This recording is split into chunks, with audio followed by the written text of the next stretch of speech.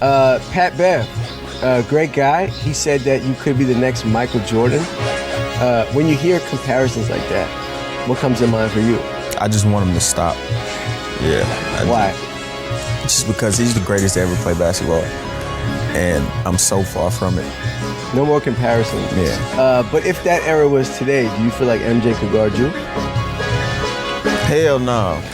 No.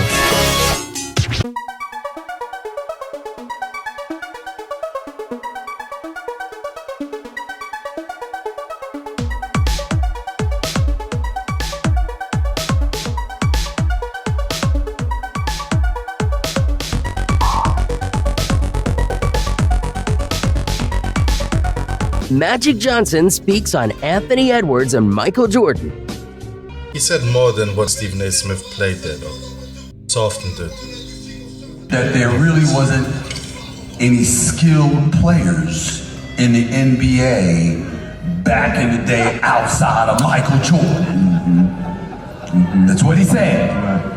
Your response to that, Irvin Magic Johnson? Well, you know, I don't never respond to a guy that's never won a championship. There's not nothing to really say. And the audience whoops it up after everything he says. Where were they from? I don't know. You gotta wonder if they aren't happy to just be let out. I think they pump in some nitrous for the audience. Sounds like an awfully happy group. Before we get started, I want to tell you what this show is all about and why I'm doing it. Is that all right? Let's ask the audience permission.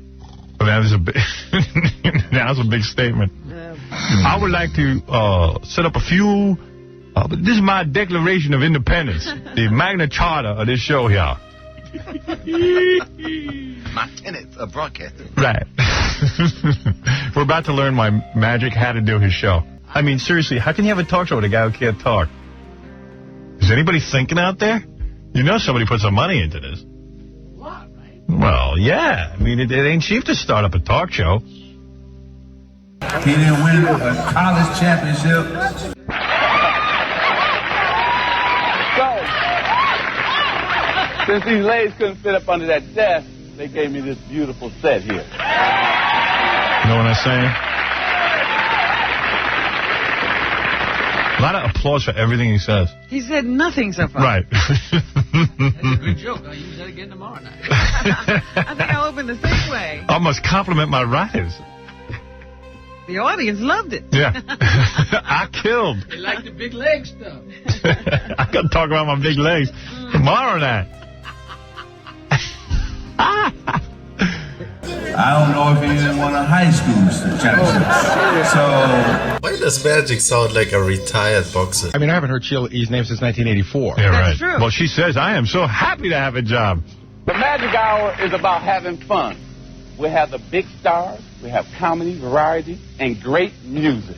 The only problem is I'm hosting it. I do weekly. Now, I know I'm not a comedian.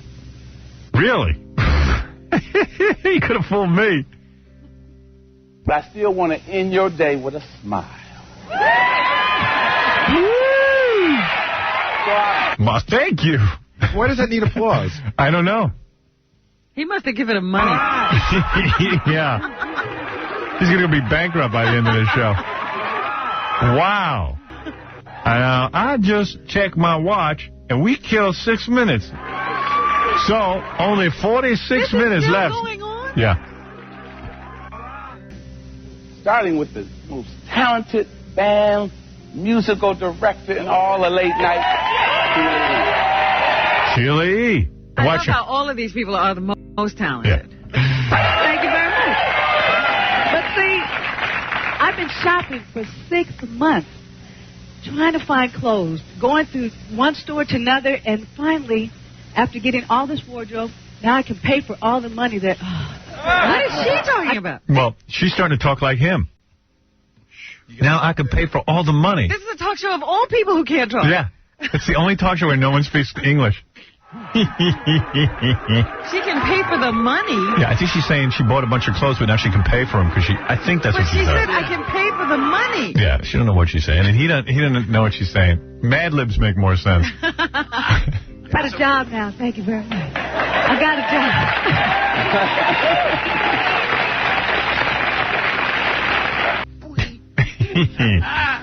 job. See, kids, that's why you got to learn English. Stay in school. Yeah. This is the best advertisement for staying in school. That should be tacked at the top. Yeah. Because you don't... They should run a chyron across the top of the screen. Stay in school. This is what you sound like right. if you don't get an education. Yeah, all of America will laugh at you. What it should say is, imagine what he'd be doing if he couldn't play basketball. Right. So all the kids who play basketball, they never get into the pros, are stuck with speaking like him. And then no corporate America laughs at you. Let's go visit them now. Yeah. And then when you can't get a job, you're like, hey, man, you racist.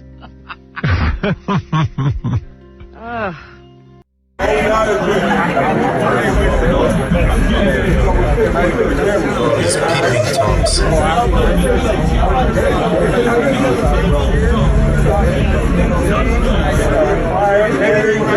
The hierarchy is established. James Harden walking NBA 75. Like he has the same strut as James Worthy.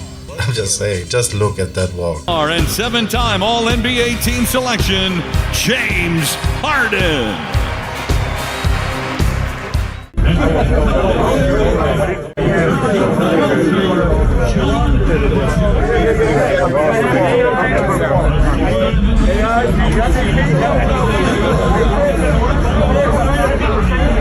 Lurking. It's generational, man. You don't see Dave Bing in them trying to get some of that shine. I'm sure they gave him his props and everything, but they're not fanboy. Kareem, Bill Walton, Pettit, Russell, they're not fanboy. That's the old dog right there. Oh, where you shooting at? We go play 1-on-1 media right now. His rivals, they're around him because they're his peers. The other guys, the younger generation, that's the guy they were looking up to, coming up, you know? So everything makes sense, man. It's just generational. So Peyton kid, they came after Jordan, they look up to him. 8 years in the league, Jordan was when they came into the league. You know what I mean? He was a vet. It's not a big shame for Michael Jordan to laugh at Gary's remarks, you know what I mean, about guarding him and all that. Definitely respect the effort. You need rivals to push you, man. There's respect in that. You don't see Gary Payton getting his panties in a bunch. He's from a different era, man. He knows better. Mike mentioning him, almost dedicating a little segment to Gary, that's acknowledgement. When they put Mike athletically on a pedestal, or Gils Arena says like he's an outlier. Will Chamberlain, he'd still be an outlier. LeBron James is an outlier. Russell Westbrook was an outlier. Westbrook was dunking like LeBron. You can't see outliers. Everybody's like 27 years old, so they're all in their athletic primes. Rick Barry was Larry Bird before Larry Bird, except he had a worse temper. Great shooter, great passer, great player. I mean, Rick Barry's an all-time player, top 25 player of all time. Parker's interviewing Rick Barry this weekend, Fox Sports Radio. It got very contentious. I just don't understand why people want to criticize LeBron like they criticize him because he passed to Kyle Korver. I mean, come on, one of the best three-point shooters in the game, and you're playing team basketball. He's wide open for a three that could seal the game when you're going in against traffic. I mean, that's a great play, and then people criticize him for it. But Rick, come on, let's just be honest. LeBron, it wasn't just that. They lost a big game at home where they gave up the last 11 points. To end the game. So yes, when people look at that and say, why LeBron was scoring all game, had a chance to make a play at the basket and instead passed. I think that's what people were looking at. Didn't have a chance. He was going against defense. There's no guarantee he was going to make it. There's no guarantee he was going to get fouled. And he had one of the best three-point shooters in the damn game open, and he threw it to him. So please get off his case. Thank you. Come on, Rick. Thank you, Rick. You got to stop. You got to stop because you don't know the game. If you're saying that, you don't know the game, and you should be ashamed of yourself. Rick, I'm not. No. I've been covering basketball forever. I don't care how long you've been covering it. You didn't play the game. And if you make that comment, you don't know what? And Rick, you don't know radio and you don't know journalism. No, I know radio. No, you I've don't. Done radio for no, years. You don't. You're a basketball player. You guys kill me. It's always the same thing. You didn't play basketball, so you don't know basketball. Oh, yeah, that's exactly right. Ridiculous. It's ridiculous, game, Rick. And that's your excuse. You're going to go and wail about that journalism and respect that people. You're a loser. Forget it. No, you are. You're a loser, Rick. Hang up on him. Thanks for calling. Let Rob Parker. Rob, what in God's name? Let's bring him on the show. And 50 would say, yep, pass the ball off to Kyle Korver. And the other 50 would say, no, I want the best player on the planet to make a play. Draymond Green has 5 fouls at the basket. Does he pull back, or does LeBron get a foul, get him out of the game? I mean, there's a whole lot of things going on there. So for him to just make it as if he knows everything about basketball and anybody who didn't play doesn't know anything is ridiculous. How is Brad Stevens the coach of the Boston Celtics? Did he play in the NBA? How about Bill Belichick? Can I look up his stats when he played in the NFL? Oh, wait a minute. He didn't play in the NFL. Vin Scully wasn't much of a baseball player. Thank you. Come on. That's a lame excuse by athletes because they got to hold on to something. I get it. That's all they have. So they got to hold on to it. It's not that he doesn't have expertise. It's that you can't discount my expertise. Like my partner, Rick Barry, we talked about it earlier, but at the end of the third quarter tonight, they have a celebrity free throw shooting contest. Rick, you'd made the first 4, and you said 5 in a row. I'll do it with my eyes closed.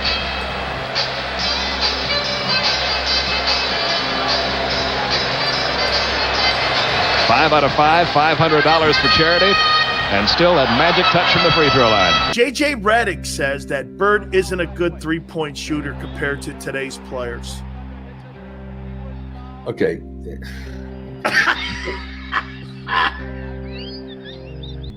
Okay, J.J. Redick is going to go ahead and analyze Larry Bird, one of the greatest players of all time. You know, people would argue maybe he's the greatest. Certainly he's going to be in the conversation anytime you talk about that. I don't think J.J.'s on any list as far as the greatest shooting guards, okay? And that's what J.J. did, and he did it well. And he should be going to church and lighting candles and thanking God that he had the career that he had. And he got $23 million to play one season. And, you know, I'm sorry, you know, I mean, he should be thanking his lucky stars that he was able to have the career that he had. And, you know, and he could shoot it, and he was smart and understood the game, and he knows the game. I mean, let's face it, he knows the game. He's a smart guy. But Rick, please don't tell me the left. Compared to today's guys, how many guys? 5 guys on your list that you might say have shot a little bit better than him? I mean, Larry Bird was a great three-point shooter. What was his career stats for three-point shooting in the NBA? I don't know. Did you look it up? No. I don't know, but I know he's on ESPN, and to me, the insinuation is that I believe he thinks he's a better three-point shooter. He may have been if open, but he's not going to get his one shot. So, like what, in a game of horse? You know, yeah, stand there and just shoot threes. You know, he probably might beat Bird. He was a hell of a three-point shooter at times. But no, I mean, why would you even bring that up and even make a statement like that? Seriously. And here we go again. Why are we comparing what Larry Bird did during his time to what? To the guys today? It doesn't make any freaking sense. I mean, J.J. Redick was 37.6% career three-point shooter. And what was Larry Bird?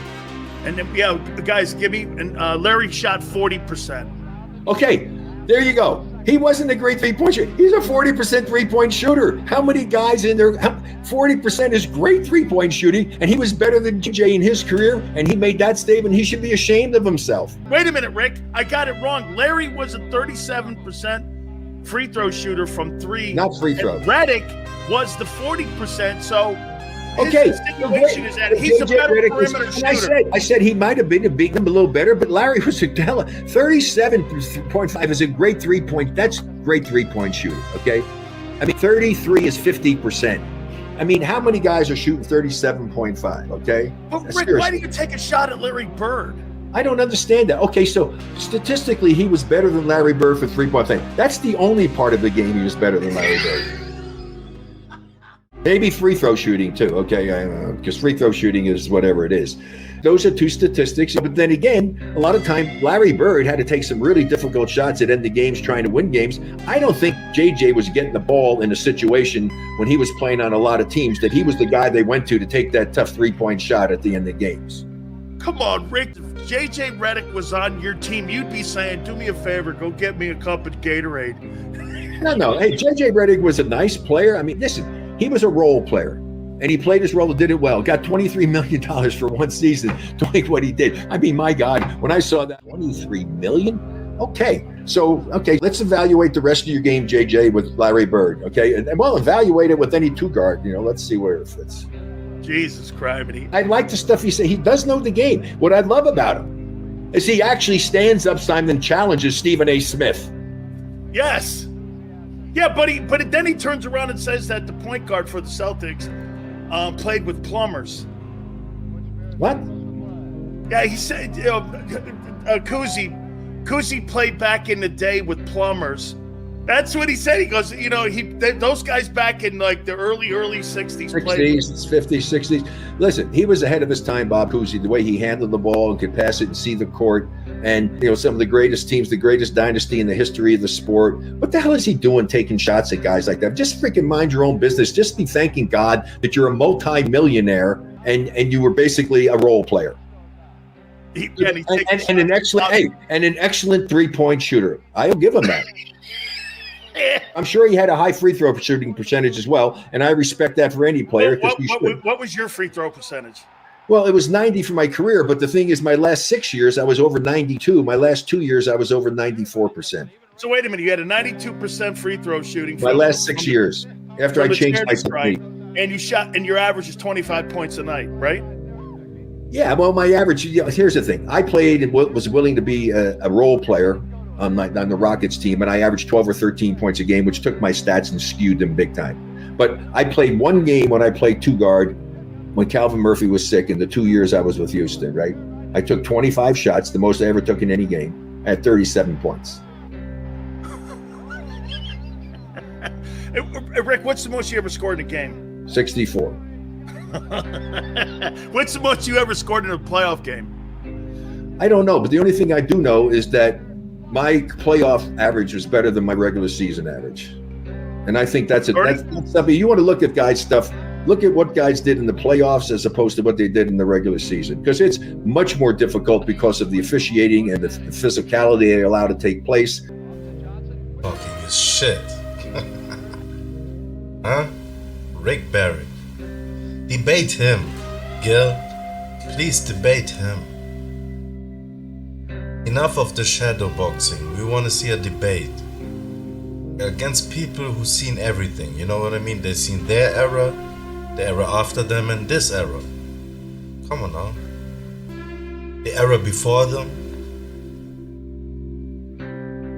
The biased debates when Kenyon Martin is taking up for the past eras. His main point was Anthony Edwards didn't see these players, so he shouldn't talk on them.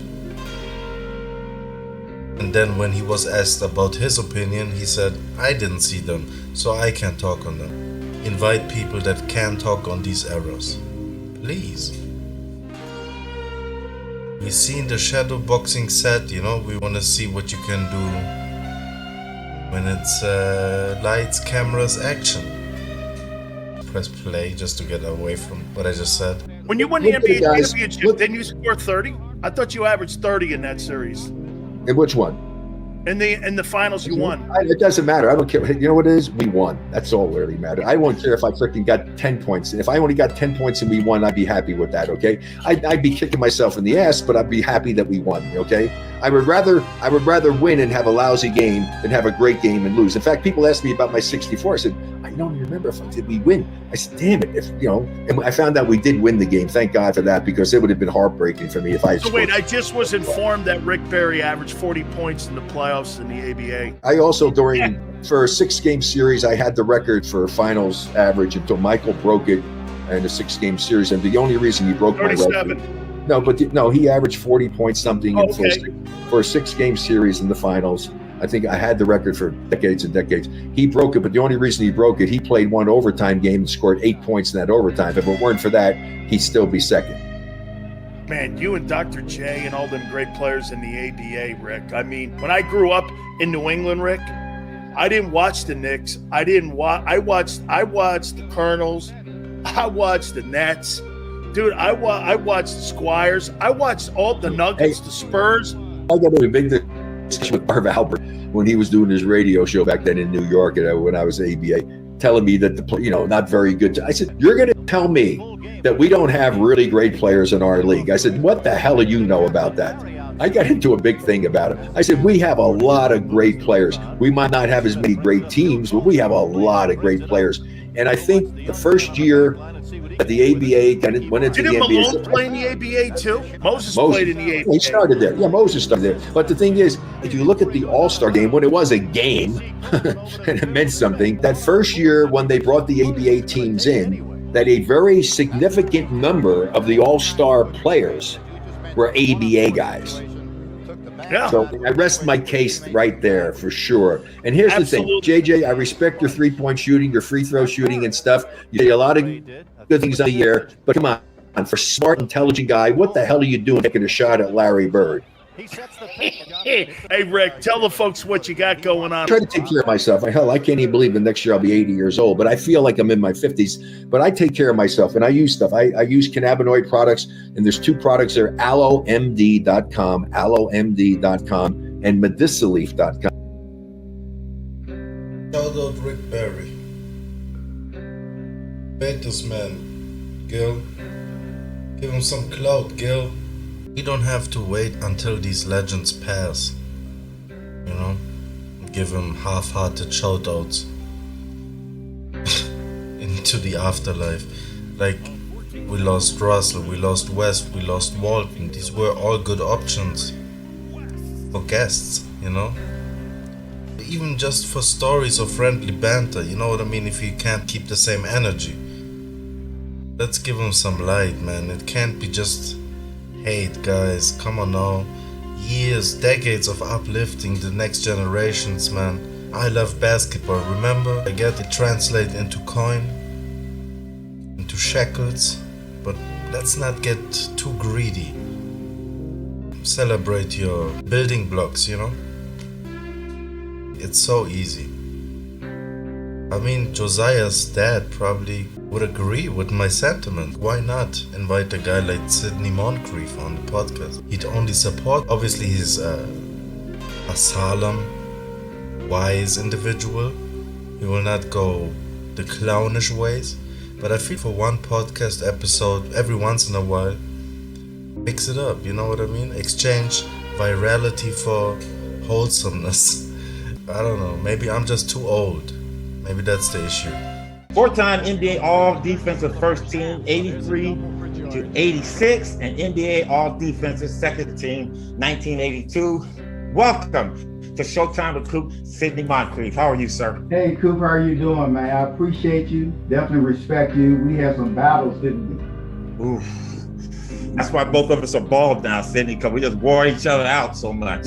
We had some battles. Definitely a good-ass player, man. One of the best defensive players. You know, I see three people talking about the defensive awards. I like to say myself was a pretty good defensive player. Yourself as well, and Dennis Johnson. People in that 6'4", 6'5", 6'6" range. And there's some other ones. But again, during those 80, I think we three, will probably have some great battles against some great individual players. I use your name when they ask me some of the best defensive players when I played, and I use your name. I use Dennis Johnson's name. Of course, Dennis Rodman is taller, but he's still kind of in that category as far as being able. But I thought you were on the ball a better defender than I was, no doubt. I think you're a little taller, you're a little longer. You had better hands than I had. I had just good anticipation and could probably couldn't defend the center, but I could defend the post pretty well and perimeter okay. But defense is just something that we both just love to do. And make no mistake about it though, Coop, we prefer to shoot and score. Well, you did. I couldn't shoot on my team. So that's why I said you had to save some energy because you were a great offensive scorer. I liked football when I was growing up. I love football, and what happened was I used to watch the Boston Celtics. Remember, Cooper? Yeah. You only got a couple teams on TV back then. You got Boston, you got the Lakers. I remember seeing the Baltimore Bullets play a little bit on TV, and the Knicks. I grew up watching the Celtics and Sam Jones, and that team just putting numbers on people, Bill Russell, and I was just a huge Boston Celtic fan. But I love football. I was an aggressive kid and loved the contact and the intensity of football. But something happened by the time I got to junior high school. I could no longer be the tough kid because I got tall and skinny. And the thought of tackling people well, you said jack them up and throw them on the ground. That didn't work as well. So I just started hooping and gave up football. But football was my first love. It'd be nice to see a serious competition, wouldn't it? I mean, to me, it would be. What's an event like this for you? Obviously, 50 years was great. Everyone remembers that. Now doing, hopefully some guys will be here this weekend. And, do you catch up on some friends you haven't seen? Well, it's nice to see, guys that were contemporaries, guys that I played with and against. It's always nice to see them. Just saw Elvin and saw Dominique and saw a bunch of other guys, so it's always great to see them. And to see these young kids, that's why I'm hoping they play well. I want to see what they could do. I mean, I don't watch them all the time because I'm not broadcasting, so I don't follow it as closely as I used to. And I want to see what they can do. I want to see what kind of players they really are. And because I love greatness, I love to watch great players play. But this will give me an indication if they're playing seriously of how they, if they are a really good player or not. I'll tell you in 10 minutes. So anyway, it's.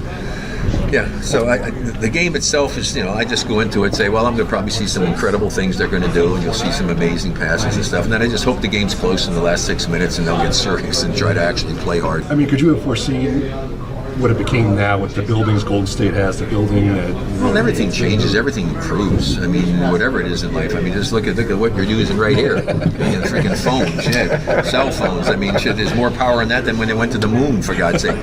So yes, things change. Everything's going to change. Everything is going to evolve, and it's done that with the game. Some things are good, some things aren't so good.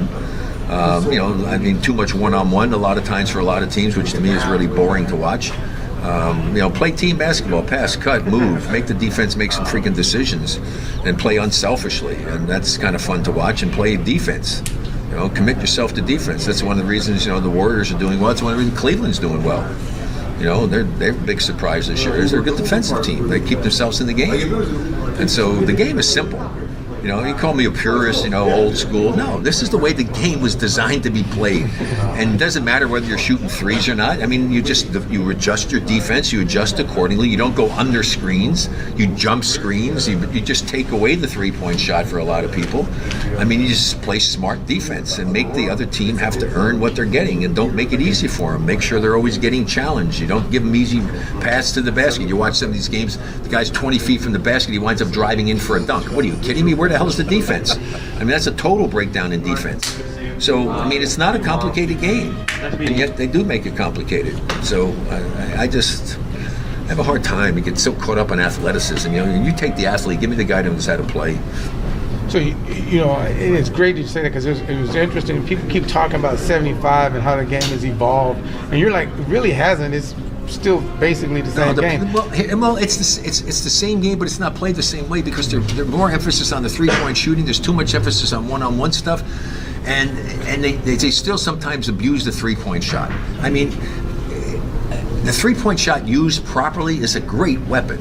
It's a great weapon, but it shouldn't be your primary weapon. The Warriors lost the championship because they did nothing but shoot three-point shots in Game 7 against Cleveland when LeBron made that incredible block. But other than that Iggy's breakaway, every shot they took was a distance three-point shot. It was just everything from the perimeter.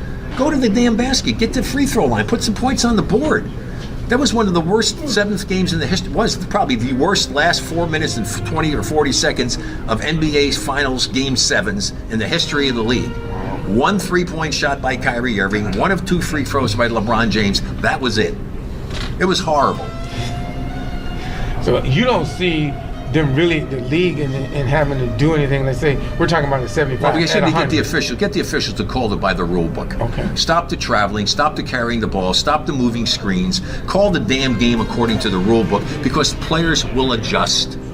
If you're going to allow them to get away with it, hell, of course I'll keep doing it. Call the game according to the rule book. It's such an advantage to let a guy carry the basketball or take an extra step. That's ridiculous.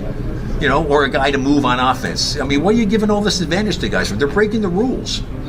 Call the game according to the rule book. I charted a game a few years ago, Chicago, Atlanta. 59 moving screens weren't called. 59. That's insane. I can't even tell you how many times they carried the ball, how many times they traveled with the ball. It's pathetic. For me to watch this game the way I was taught how to play the game and to watch this and what they allow to let go, it's an embarrassment. I'm sorry, it is. It's an incredible game. The athletes are incredible. What they can do is incredible. But they're getting away with murder. And I blame the officials. Call the damn game accordingly. And it's the same thing with screens. I mean, I'll give you a good lesson here, okay? You hear even the coaches, when I'm hearing the coaches saying, well, he didn't set a very good screen. Trust me, guys, a player doesn't set a screen. Doesn't say when you have to set something, it implies that you need to do something. You have to set a screen. That's not your responsibility. Your responsibility as my teammate, for Clifford Ray, let's say, is to learn to put yourself in the most advantageous position to allow me to take my man and run my man into him, thereby making him a screener. He's a stationary object. He only becomes a screener if I run my man into him. So if I do a crappy job of setting my man up and he's going to come over the screen, what does he think? Oh, I'm supposed to set a screen. So he moves a little bit to try to what? Set a screen. That's a violation. It's a moving screen. It's a foul. Officials don't call it unless you take a guy's head off. That's the problem with the pick and roll play. They don't run it properly, they don't understand it properly, and even the coaches are talking inadequate or not intelligently about it. It's not, you don't set a screen. You put yourself in a position to become a screener. I mean, seriously, that's pretty simple. You said there's so much emphasis on the one-on-one and the three. What I asked Elvin earlier actually is connecting guys that are playing now with players from the past and watching that era of basketball and them respecting your guys' like era. Is there like a good way for you guys to connect those two generations, or like a better way? Well, first of all, what are you comparing 20 years ago to today? I mean, it's a different game. I mean, just compare the guys today and what they're doing to the guys that are playing today. Don't compare them before. People say, oh, Rick, you guys couldn't play today. I said, you're out of your mind. I said, you must be on drugs. I said, you know how much better I would be if I was playing today? Seriously. I had no weightlifting. We had no strength coach, no agility coach. We had no dietitian. We did everything. We did nothing to help us. I'd be faster, stronger, quicker, more endurance, jump higher. I'd be so much better a basketball player today than I was back when I played because of the training and the sophistication of what goes on in every sport. So to make that statement is insane. Okay. All of us would be way better, way better. Plus the fact we knew how to play. I got it. Okay. We actually knew how to run a pick and roll play properly. We understood the game.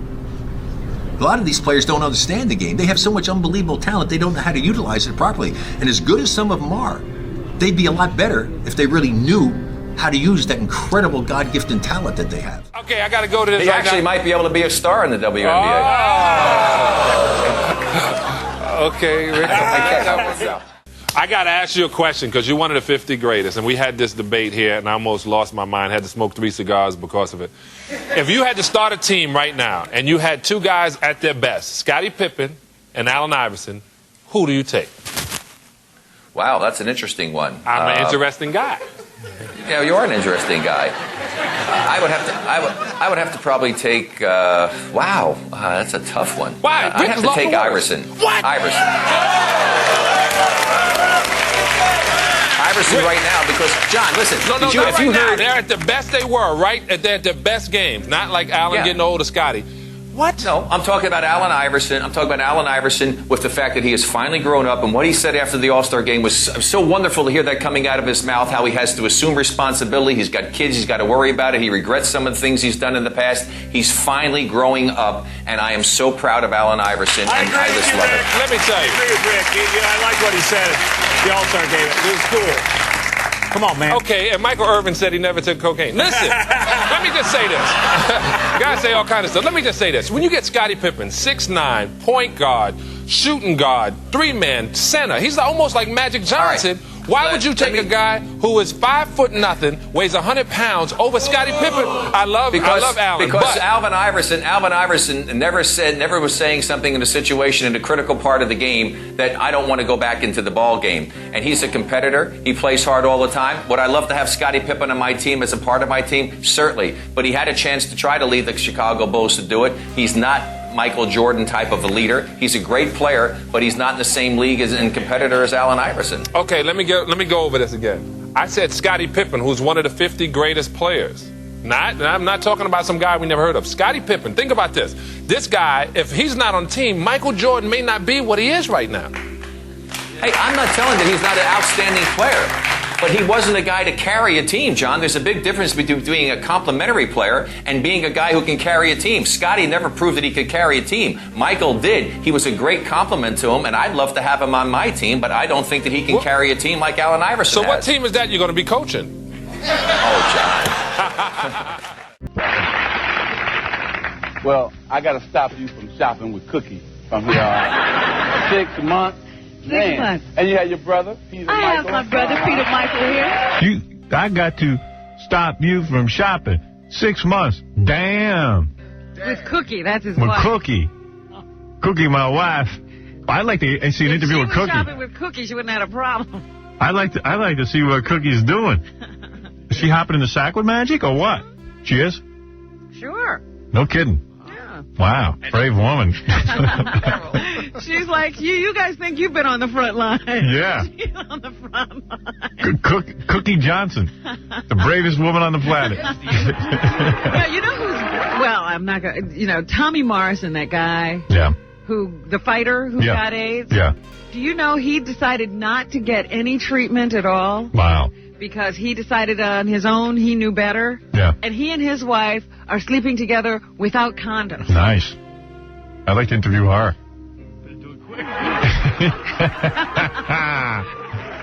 Oh, man. Wow. Hoo. Be listening to you.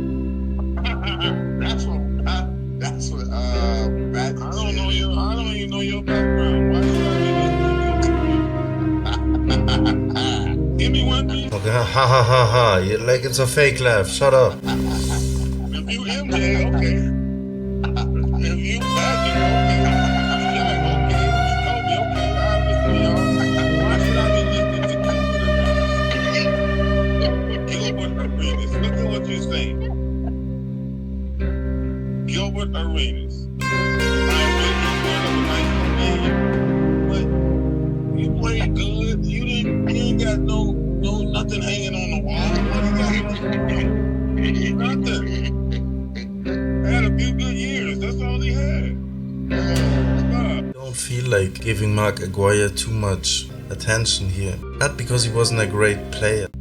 Like Aguirre, he sounds kind of liquored up on a Bums podcast that's fake laughing. Even if it was like off the cuff, it could be presented a little bit more eloquently than if you're Kobe, if you're Jordan, I'm gonna kiss up to you and I'm not gonna listen because it's Gilbert Arenas. Very jockish. It's what I would expect from a jock. You know when they say don't want to meet your heroes or whatever? As NBA fans, back in the day, like 20 years ago, you were a kid growing up, then you find these videos, open court or whatever, and you find out about the real personalities behind like these cartoon characters that you admired when you were young. Because that's what it was, like guys like Charles Barkley, especially in the 90s. The colors, and to a kid especially, like everything is surreal. So a Charles Barkley, he might as well be a cartoon character. Space Jam is reality. But then you see these motherfuckers on open court kind of like acting up like jocks. Like sometimes it's funny, but you see also they're like coddled athletes, and that's okay, that's their reality. That's really us putting them on a pedestal or whatever. Like we could be corrupted. We just hadn't had the privilege, fortune, the blessing to be put in that position. Could be also stuck up, arrogant. It's just your environment that kind of shapes you. Because it had your underarms, it had all that in there, but that was an amazing... Did you see my deodorant? Did you see my deodorant? White deodorant? man. But a great picture. We worked extremely hard. And remember back then, you could have 2 practices, and they could be full practices. You had no limits. And then you could have a meeting in between. Then you could go out that evening and then do it again, practice again. So I'm going to say, quit bringing up the bad memories, because Pat Riley used to do that. Practice meeting, practice film afterwards. So we didn't have the film afterwards. So you all were, no, we didn't have that afterwards. Gilbert acts the way he does because he's a little valley boy. And it pays, you know what I mean? It's as simple as that. Can two things be right at the same time, or three things? Like he's a little valley boy. This shit pays, like the fucking controversy. And also he's a great basketball player for a couple of years. Do I have to have played on his level, or like just be in the space of his talent? Like space, like I'm Matt Barnes. I love like people that keep saying space. Anyway, let's say space for no reason, and let's pronounce these S's a little more exaggeratedly.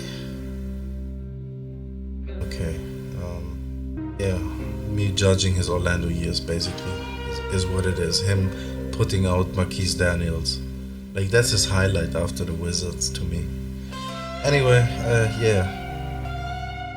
My point, what is my point? I'd rather have fucking Eddie Johnson, like an articulate, thought out kind of fellow. Like even Michael Jordan, would he be thought out? Like you probably catch him rather liquored up most nights. So would he be a good podcast guest? You know what I mean? Like a lot of these brothers are past their prime, not only physically but also mentally. And I wouldn't be surprised if Mark Aguirre falls into that category. Like they muster up enough that gold dust, whatever made them what they were, for like a celebration of the NBA top 75. Like they try to walk upright, you know what I mean? Get a little swag going, put a photo up, and then go back into decrepit hater mode. Like, why am I hating on them now? Like, I'm just saying, like, fucking Mark Aguirre didn't do this generation any favors, but what is this, a rebuttal to fucking... And Gils Arenas tried to swerve the responsibility, you know, of actually... Like, he hasn't been doing this the last 2 years or whatever. Shitting on the 90s or 80s. Anybody that's really shitting on himself. Like if he'd have it his way, he'd be called a youngin and be accepted as, I don't know, maybe it's enough for him to be the cool uncle, you know? Yeah, ho ho ho. Want to hear some more Magic Show? Yes.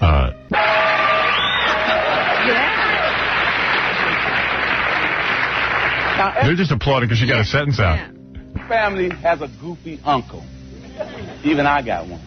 And here's ours, Craig Shoemaker. Craig's the guy, the sidekick, white guy. Okay. All right, so he's the goofy uncle. He's like 19 years old. So since Magic can't talk, they bring out a white guy who can talk. And Magic just sits there and goes, ooh, this is bad. More screaming and yelling. People are screaming. Here we are. Here we are. Showtime. I am so into doing this. Now don't go. Here we are. Showtime. Everybody's repeating what everybody else says. It's like a revival meeting. Yeah. Yes, sir. Yes, sir. Amen. Retiring on us. Retires like every other minute here. You're committed to this show. I'm committed. I'm here with you. Because I know you're jealous of Michael. It looks like he's going to get that 6th ring. Oh, man. Yelling. You know what? That was the worst game I've ever seen. That was a whooping. That was the worst beating on videotape since Rodney King. Man, I swear the Bulls mascot scored a few points. The winning basket was made in the first quarter, I think. You know, it was the first time all the Bulls scored last night. That was the last time that happened. Madonna was in camp, I think.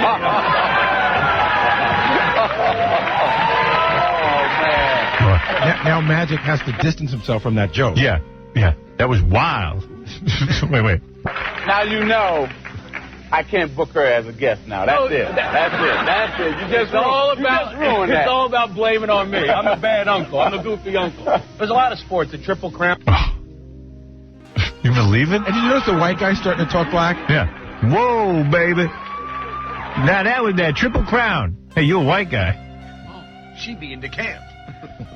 I guess you hang around. You know, like when I lived in Roosevelt, I started talking black. Well, that's not the smartest thing to do. No. Well, should have told me that. You should have been with me back then. Oh, man. See, my fear is that people will be sitting at home saying, yeah, see, I don't have to learn to speak English. No one's sitting at home saying that.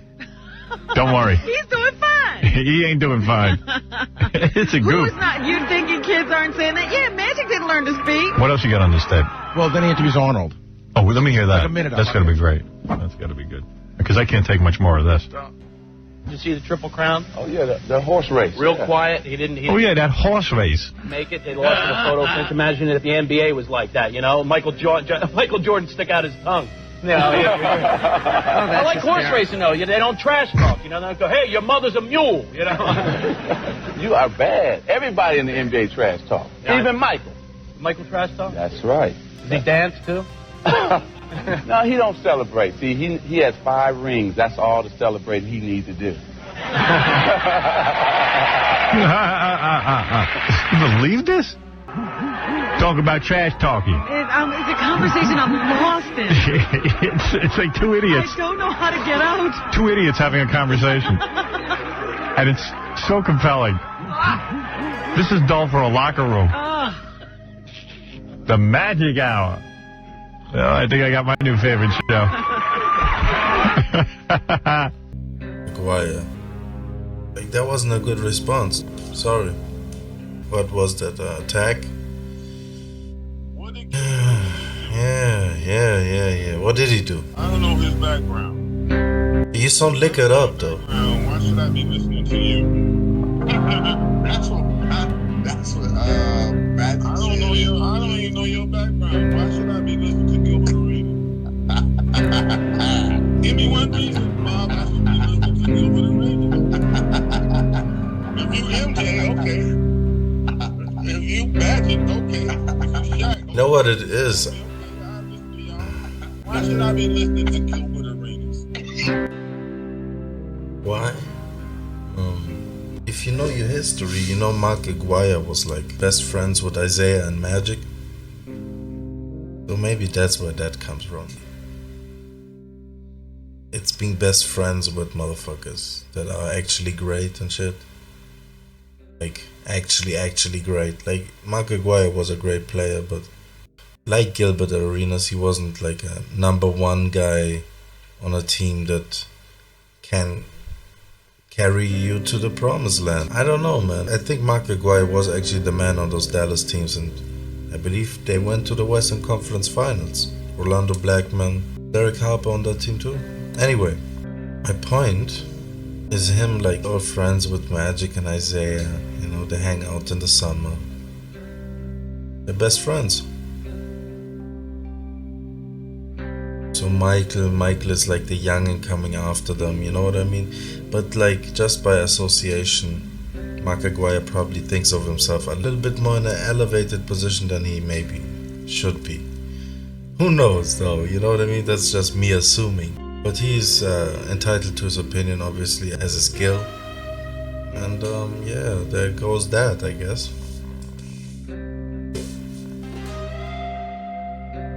No points made. Wanna see Rick Barry say some crazy shit? Or is it here? Wanna hear and see. It's about it. Bob Center, our producer, has gone to a lot of difficulty to come up with it. Now here it is. Here's this picture. And Rick, who do you think that guy is there? I don't know. It looks like some fool over there with that big watermelon grin on the left. All right. Who is that guy? That's you, Bill. Don't you recognize that picture? Nope. There's another one. Who's that guy with that funny-looking hat on? That's the United States Olympic team. That's right. 1956 in Melbourne. I'm glad you finally recognized all that. Hey, listen, it goes back a long, long way, you know what I mean? Oh, wait a minute. Look at this guy. Hey. That was Casey. Oh. That wasn't me. That was Casey. Oh, now wait a minute. No, wait a minute. I don't drink beer. I never did. Okay. I'll go along with that, but I mean, it looks an awful lot like you. I've got a bunch of other ones over here. You might want these things here. 65-37. 9:13 left, and this crowd is fired up here at the Garden. 30 straight sellouts here. Yeah, great sense of humor. Moses Maloney's foul. Larry Bird committing the personal foul. Gary, I just want you to know one thing. I've got that actual picture right in front of me here now, looking at it. That is not Casey Jones. I got read the letter accompanying this, Bill. There was the serviceman who was over there with you in these pictures, and he sent these things. I happened to get them, so I want to hand them over to you. I want you to know. With the letter, I'll give it to you later. I don't know. I think we better leave it alone. There you go. I don't know if he wants these. He doesn't even want these. Bill. You're not smiling at all. Don't you want these pictures, Bill? No, I don't want them. There's the guy you were trying to blame for all of that, your former teammate, Casey Jones. What do we tell him? 65-39. Chris Ford. Awkward. Ford with a 2-pointer. 6 points for Ford. 67-39. 8:40 left in this third period. Robert Reed into Malone, and as he backed in, he's fouled by Robert Parrish. That's going to be the third foul on Robert. Robert with 3, Maxwell with 3. Man, you can cut the tension with a watermelon. Oh. That is the third team foul. Make that the second team foul against the Celtics. Here's Bill Williams. Is that my good? Yeah. So are we talking about Mark McGuire? Because the video that was posted, he went in on that shit. I know. Mark McGuire went to I don't know why he should have stayed out of this one. So what was it? So anyway, here we are. It's just about the 15th time since. So anyway, here we are. First show. Here we are. We don't know what to do. So, and we already run out of material. Nice, relaxing weekend. I had a great weekend. I went to the movies. Matter of fact, Truman came in number 1. Yeah, Truman was number 1. Yeah, number 2 was Perfect Murder. Yes. And then number 3 was Godzilla. Godzilla. Now, you own your own theater. That's not bad, is it? He owns his own theater.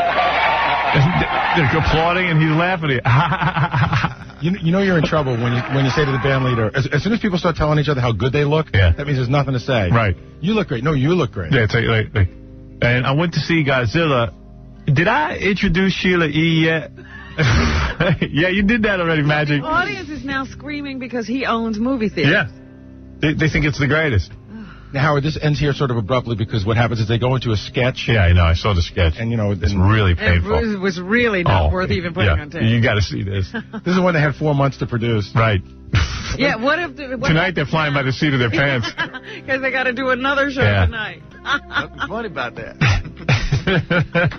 Godzilla, you can get behind. Isn't that nice? Just go to your own theater. My VCR is still blinking 12 o'clock, and you got your own theater, you know? So now he's going to interview. That's a weird laugh he's got. That's a real nervous laugh. Well, he's waiting for something funny to happen. He doesn't know what to do. By the way, I got my own theater. Yeah.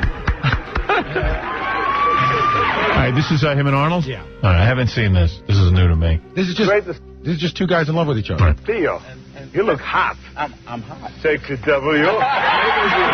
There you go. If you say I'm hot, I know I'm hot. I have to tell the audience that normally I don't sit next to people that size because I like to look big. So this is an exception. I have to admit, this is an exception. Well, let me thank you, really, from the bottom of my heart, for doing my first show. I appreciate it. I know you produced. All right, we're really rocking now. I don't think we've run out of things. Does he talk slow? I would like he to talks very slow. thank you for being my first guest. Stretch. Thank you. Stretch. You could be anywhere. But here. Inky dinky do. He kind of sounds like Whoopi Goldberg a little bit in slow motion. He sounds like a preacher to me. Yeah. You know how they're slow and deliberate. Other things, and I really, really want to thank you. Really, really. I tell you that I can totally relate to this situation that you're going through, like we did on the beginning, this little shtick. When you go from one thing to another, like from sports to show business, I've done that. I have gotten a lot of help in my time. And so I wanted to be right away there, the first one here, to support you with your show because... Oh, my God. He don't know what to say. Magic don't know what to say. It's taken a long time to say, I'm doing you a favor. Yeah, I want to support you. You support me. By the time it's done, you're in a coma. Great man. You are not only the greatest basketball player, but you also are a great businessman, an entrepreneur. You do great stuff in the cities with your charitable organization. This is just a massacre of the English language. Everybody mutilating our language. And we are both successful. Right. It's down for the count. We're watching a basketball player talk to a weightlifter. You look good. Two people who shouldn't be talking. Two guys that should be in the gym. You look big. No, you look big. No, usually I look big, but you look big. Sometimes I look big. Hey, look, there's an audience. I don't like to come out here because you look big. I should have sat at home. I don't know. You look too big to me, but all right, for you I make an exception. Well, you look big too. Wow, you're big. You're big too. You better not bring Godzilla out here. Yeah. He's But real you're big. And he's big. Yeah. Big up in the Nanoa. Who's bigger than the two of us? Mark Wire from Chicago went to DePaul. Went to DePaul. Got number one overall pick. Yeah. Day one. Huh? The number one pick in 1980. So what Oh, you don't want to say it. Nah, he just basically, it ain't It the defeats laughing. his argument. The host was laughing. Oh, what a goofball. What a goofy goofball. Listen to him. So what happened? Went to DePaul. Went to DePaul. Got number one overall pick. Day one. Huh? The number one pick in 1980. You don't want to hear it. Number one pick and all that, like that hurts him somehow. At least it hurts his argument, right? Like he's trying to lay out like the red carpet for the Mark Aguirre is a bum argument or whatever. Or he's like liable to be also ripped apart. That's that shit, right? Like you're not ready for these streets, these social media streets and shit. Like why are people acting like we haven't been around? Like since the inception of social media too, right? Like it's just the youngins that's been around. Yeah, they were 1 and 2. Like we've been around, right? 17, 80-year-olds on social media, Twitter accounts, everything, X accounts. So what are we talking about, man? What's with this divide where a 45-year-old youngin is trying to like ridicule 60-year-olds? Like what is that? What is that, bro? That seems more like resentment, personal resentment, where you're trying to like weave in these new generation dudes. Like we seen the Durants, the Steph Currys and the LeBrons being like awkwardly asked questions about Will Chamberlain. Once a fucking record is broken, like some old legend is brought up that a player, these motherfuckers haven't seen Hoop Dreams. You're asking them about Bob Pettit or fucking Will Chamberlain. Like all they know is like these dudes had part-time jobs. NBA was a part-time job. These dudes had actual jobs. You know what I mean? Like they still played the minutes, right? They still played the games. Like not that much has changed. All these generations, it was I love this game. And the older legends kind of bigging up the newcomers and all that. You know what I mean? It was an easy transition, it seemed like. They got a lot of love from the old timers. Like I came up on these NBA videos where they were hyping like the new breed of player. Mitch Richmond and Tim Hardaway, right? Old heads. They were the new breed and they were introduced as that. You know what I mean? On TMC, when that was a new thing. I seen videos with Julius Erving and Grant Hill fraternizing at the All-Star game. I've heard Chris Webber going out of his way to collect autographs from the older generations at the, I think it was the NBA at 50 ceremony. Kobe Bryant. That's fascinating. I coached in the NBA and watched Kobe close up, and just to watch. And the thing people miss about Michael Jordan and Kobe, they were fundamentally sound players. You watch their footwork, you watch their shot mechanics, you watch their passing mechanics, everything about them. Kobe was very precise and was very fundamental. Even though he did have flash in his game, but it was grounded in basketball fundamentals. And last but not least, LeBron James. When I first saw LeBron play coaching, it was the most amazing player I had seen, simply because of his size and bulk and his sheer speed. He was younger then, and to see him go from coast to coast with the basketball and make plays, it was something to behold. And the thing I love about LeBron James that people overlook, he is extremely intelligent ball player. But we had intelligent players that didn't share their knowledge with their teammates. He shares knowledge.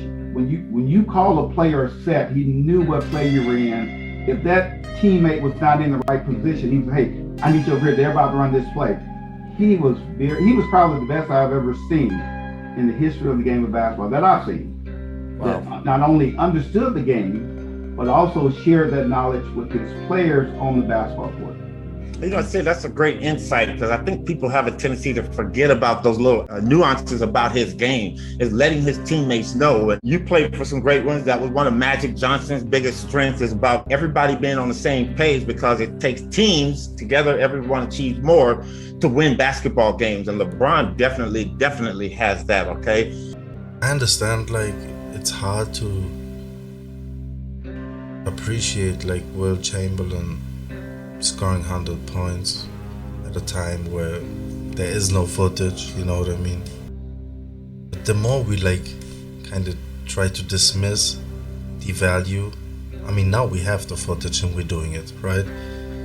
But the more we're doing it, I mean, the less these records will mean anything. If the history doesn't mean anything, what does the game mean at that point, you know? We're just gonna start at year 0 every time. Like, we're gonna act like everyone is the new messiah, you know what I mean? Like, we want to fall victim to recency bias. When we can learn so much from the past, it doesn't have to be the bag, as they say.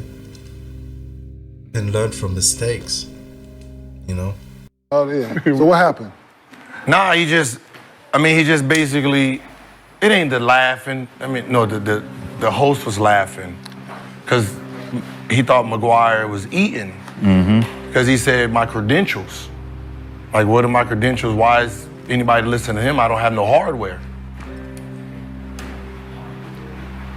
You also said you were only at the highest level for a couple of years. Thought McGuire was eating. Because he said, my credentials. Like, what are my credentials? Why is anybody listening to him? I don't have no hardware. You also said you were only at the highest. You know, he looks like he's sad he has to go in on Mark Aguirre. That's what he's trying to convey to us as fans. Like, why is he doing this to himself, right? All Gramps. I'm so young right now. I feel so young right now. Oh my god, I'm such a youngin'. Let me put this old head in his place. Which is a wheelchair. Highest level for a couple. Nicely seated. A warm fireplace, surrounded by his grandchildren. Taking his last deep breaths. Inhale. Exhale. Inhale. Exhale. Yeah, that's what he'd like, right? All these old legends just dying out. So he can sarcastically shout them out. Like, yeah, Jerry was, I guess he was playing. I guess he was doing his thing, right? Rest in peace. Couple of years, so why should people listen to? Exactly my point. Exactly the point that I was just. Yeah, so hold on. But if I say this, if I say. So did you mention him specifically? No, hell no. He was talking about what he talking about. He was cooking up the 80s and 90s, and basically, I think we was talking about the skill shit with Ant-Man. Yeah, because Ant-Man said it. Yeah, right. But if I said you was. We think like Rashad is taking up for whatever is the common sense part of the demographic of fans, I guess. That rather hear every once in a while like some wisdom sprinkled in. Really, it's not wisdom, it's common sense, but it's so far and few between, you might as well call it wisdom. But like Rashad and Kenyon. The issue is, man, that this Gilbert generation, right? And even Kenyon and Kevin Garnett, and like they don't have the know-how or the experience, like as much as like they touched these earlier generations before them. I don't think that but just a few players really were able to like recapture or garner something from whatever was left, from that aura from the 80s and 90s. I feel like players like maybe Kobe Bryant, that's where it ends. Like Tim Duncan probably came in with that shit in him. There are outliers, obviously. How many really inherited that fucking passion and relentlessness and work ethic and competitiveness from these eras? You think Gilbert inherited that? Or did he work to get the bag? Kenyon Martin, how much did he work on his game? Rashad McCants, are these really the people that are supposed to make these great arguments? Or are we just trying to go viral? Sid, who's some of your favorite teammates? And give us a little bit of insight on some of them. Well, Junior Bridgman, and Harvey Catchings, we came in, well, they kind of mentored me when I was in the Milwaukee Bucks, and we did everything together on the road, good and bad. Just kidding. All good. We did cool things like Bible study and church and those types of things. But they really kept me from maybe straying more than I would have, because they were just all about business, being professionals. Clint Buckner, they were pros. They were just professionals. I love playing with Bob Lanier because Bob was a very cerebral player, had a very high skill level. People didn't realize how skilled he was as a basketball player. And you always felt, Coop, you know how it is when someone could get you open? He could get you open. Bob, yeah. Whoever was guarding you, they would no longer be on you when Bob said a pick. Man, I caught some of them hips. I caught some of them hips trying to get around him guarding you. Hips, elbows, whatever it took to do that. Marcus Johnson was such a skilled player. I enjoyed playing with Marcus because Marcus he wasn't a complimentary player, but he could compliment you. He wasn't trying to outshine you because he was good enough to shine out on his own. And he also just fundamentally wooden type player. His fundamentals were so good. He was a winner. I just most of my teammates were winners. I really liked that. Paul Pressey was one of my great teammates because he could pass the basketball. He was very smart. He played defense, and he didn't care who got the credit. He just wanted to win ball games. I've had some tremendous teammates. The late Dave Myers. Yeah, Dave was good. Dave was one of my favorite teammates because he did all the dirty work. I watched him before every practice and after every practice religiously do his exercises for his back so he could be healthy to play the next ball game. Sid, who was the hardest player for you to guard? For me, it was Larry Bird, Andrew Toney. People forget about that kid, Andrew Toney. Who was the person for you? You said two. Okay. Add a third one in there. Huh? Add a third one in there. Andrew Toney was like, people don't realize how difficult it is to try to guard someone that offensively had no weaknesses. Yeah. When I said no, he could catch the ball and shoot a three. He could take it 2 dribbles off right, 2 dribbles left. He could post you up. He could drive to the basket left, right. He had a good first step. He had a good pull up.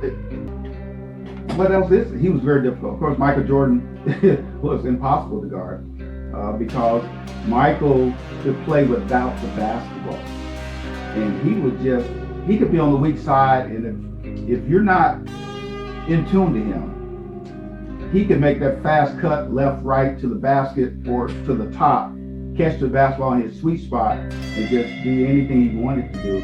I think he doesn't get enough credit for moving without the basketball. And when we talk about pace and timing and rhythm of offense, when do you cut fast? When do you hold back?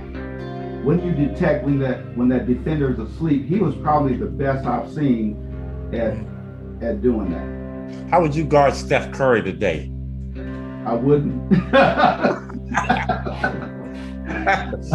I would. I think my biggest asset and your biggest asset was we didn't allow guys to catch the ball in the sweet spot. Yeah.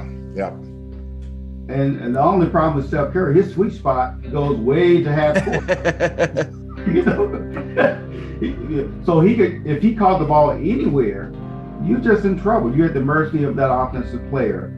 And he could play in any era, Steph Curry, because even though people give him credit for long three-point shots, he can shoot the ball anywhere. He can drive the ball left. He can shoot floaters. He can do everything offensively. He can't post. He doesn't have that threat, but everything else offensively he can do. So I would guard him from the baseline to baseline. Baseline, yep. Make sure that he keeps his back turned. You don't want him facing you. You want him just working the ball down the court with his back. And then anytime there's a pick and roll, you can't do anything but jump it. And you know what, Sid, when I try to tell people about a player like that, you and I and many more, Joe Dumars to name a few, are good one-on-one defensive players, but it took our teammates to really help us because there were times we were beaten. Those teammates got to be there to kind of close that gap so you can catch back up. So that's why I say guarding Steph Curry would be a team responsibility on the switches when he's driving and make him become a passer more than a scorer. Yeah, his handle is too precise to guard him one-on-one. So it would certainly have to be a team thing. And here's what people don't realize. What you work on is what you're good at. Remember when we grew up, working on dribbling, you didn't do that a lot unless you were a point guard. I did it in the summer because I wanted to handle the basketball. Sometimes I did play point. But if you look at the amount of time guys spend now dribbling all sizes, and also shooting threes, that's why they're very, very proficient at handling, keeping dribbles alive and all those type things that we were not as good at doing. That's the thing, man. That's with every great show, honestly. Howard Stern show, that's one example. But what they do, they surround themselves with lessers, the others, like Shaq likes to call them. Let's call them the others, right? Let's be nice about it. But it's really, in Howard Stern showcase, bunch of, you know what I mean? Bunch of R's. R's. They're R's. They're redacted like that, you know what I mean? And that's why the main player is gonna shine. The others don't stack up. So a guy like Gilbert that has a white team of writers preparing like his responses and comebacks to legends that he'd rather not even mention, right? Like rather not even name drop so they can get clout off it or whatever. Like he's really on a vendetta like that. Or he would have mentioned, for example, Eddie Johnson's name. He really, as an aside, mentioned the guy almost as if he think of him as a scrub.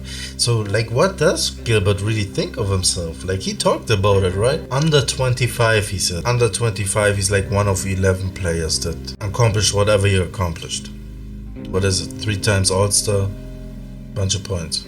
What separates that mindset from Brandon Jennings talking about his 55-point game, talking about what he did in high school? Or how he didn't need to go to college or whatever. You know what I mean? Whatever they think of as their glory days, then you're gonna debate like Michael Jordan. That's like me debating Gilbert. There's no real difference, so I'm not holding that against them. Essentially, that they're not stacking up to the subjects they're debating and trying to rank and diminishing or whatever they're doing. Talking just about mindset here, you know what I mean?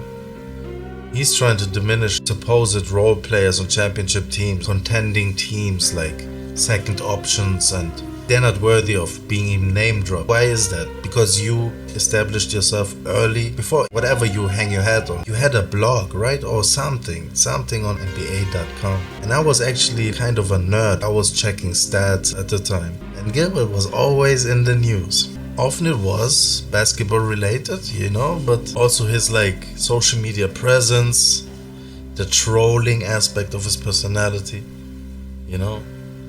He might be one of the early trolls, honestly. Like the whole Hibachi movement. That's really what Gil is hanging his hat on. Was he a great individual threat? Yes. Did that work against his team eventually when it comes to like deep playoff success? I think they had a good team. If Gilbert Arenas was Isaiah Thomas, man, he'd probably have deep playoff runs. He'd probably bounce LeBron. These were those games. I remember these series. More than one series, plural. Like Gil was LeBron's rival. But somehow, I mean, I don't even think it was the injury, honestly. His drive somehow diminished. He acquiesced, man. How do you go from rivals with a guy to like, I'm a role player now? Couple of years later, Clutch Sports employee hyping LeBron in the media. I respect KG in that he's being puppeteered, right? But at least like him on that NBA 75 shit, when LeBron was getting his ovation, just gave him a little head nod, right? Paul Pierce was all about clapping, making it obvious. I appreciate you, don't you worry. Cameras, here I am. I like Paul Pierce too, but still. You know what I mean? Like everybody's trying to look good-naturedly. Kevin Garnett, I think he even got a little flag for not really acknowledging LeBron. But he just, you know, he gave him his little head nod. Garnett actually had the swaggiest introduction, to be honest with you. I think he was throwing gang signs. Yeah, anyway. I like Kareem too, with the skyhook.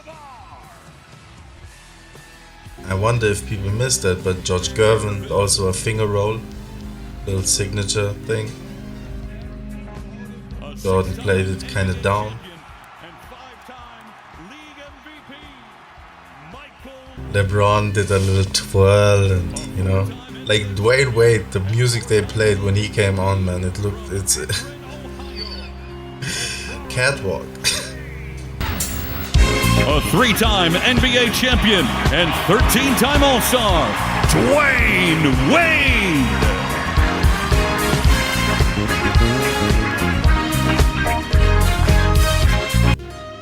If you've seen Dennis Rodman wrestle with Karl Malone in the WWF, he is a good fucking entertainer, bro.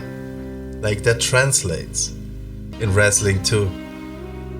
In that introduction, he was standing like kind of in the fog. You can't really see him. He's being introduced and he waits it out. Everybody walked just like in front of the camera while they're getting introduced. Like he waited out the introduction and then stepped forward and then got a big ovation. You had to recognize him by the introduction, essentially.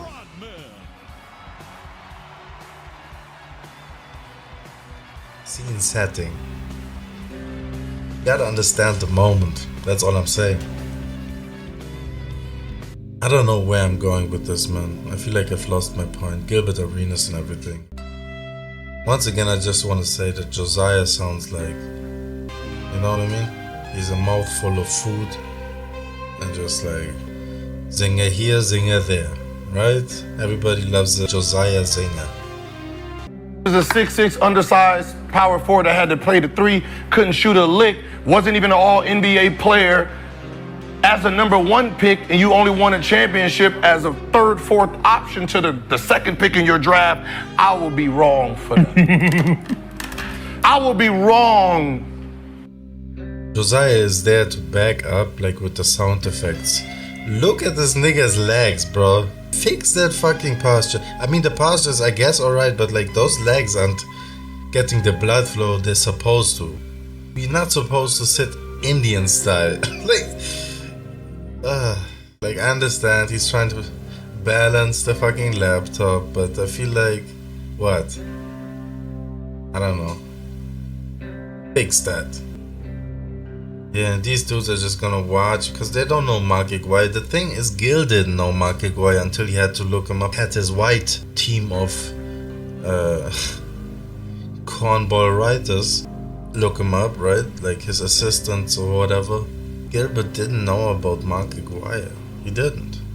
I'm younger than him, man. I've researched. You know, when I was young though. The thing is, I was young when I researched. Alright? I was like 10 and I went to the library and got basketball books about the history of basketball and everything. I've read about it and then I've watched the games. So who's he convincing here? Anyway, you know, it's all about going viral in the end. I'd rather see a fucking debate versus like one of these knowledgeable legends. I understand why he won't do it. Yeah, he can get exposed easily. I show you a couple of clips, like he doesn't keep the same energy if he's confronted with facts. What can he do, right? Like he can't start dancing and going into the Charleston. You know what I mean? Like whatever entertains Massa, the white producers in the background that are cheering this shit on, right? Tear down all these legends and or the what? Whatever gets you paid, I guess, man. Whatever gets you paid. for saying, right? Be wrong. Couldn't dribble, couldn't shoot for shit, right? You're undersized, power forward, so you played the 3, had a bunch of layups and rebounds. Okay. Wasn't good enough to be. Why is couldn't he dribble, always with this? couldn't shoot for shit. You had a great career, Sid, but I'm gonna bring up one instance in your career. In 1987, you guys were playing the dreaded Boston Celtics. Now, one guy I hated this guy even when he went to BYU, Danny Ainge. Okay. And you had you had a fight with the guy. Shit, I had a coup. Call it a coup when you fight with someone. Tell us about that, Sid. Because you got $5,000 back then. That was a lot of money. That was a lot. That was a lot of money, and I just didn't grow up with people just doing whatever they want to, like elbowing you. I don't mind someone hitting me with an elbow if it was an accident. But when someone is doing things intentional, I don't care who it was, Bill Lambier. The big field goal does not get the free throw down. Moncrief on the outlet is stopped by Ainge, and they're at it.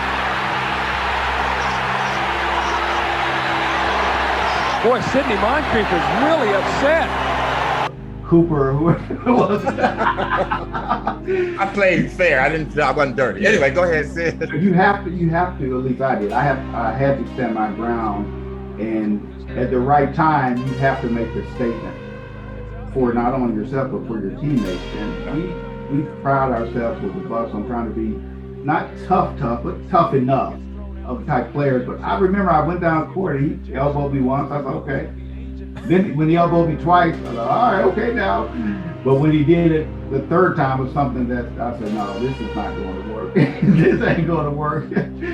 So there are pictures in the new arena of the frame from the time I went for his leg to the time I threw him on the ground.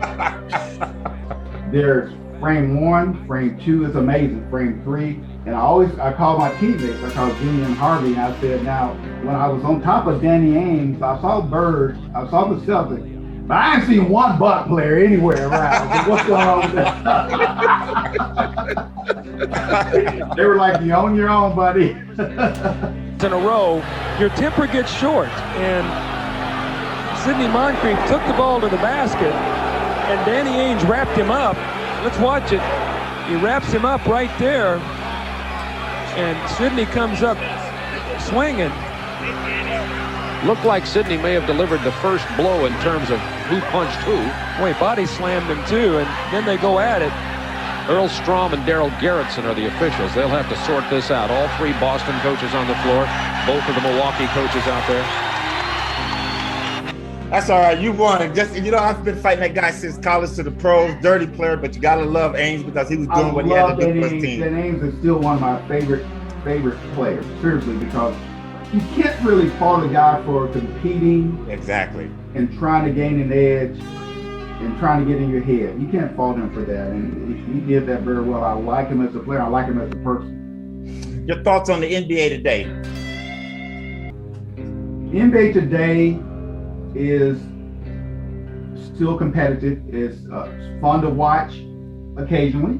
We talked about that. Sometimes I'm flipping through the station and there's an NBA game. And I start watching it.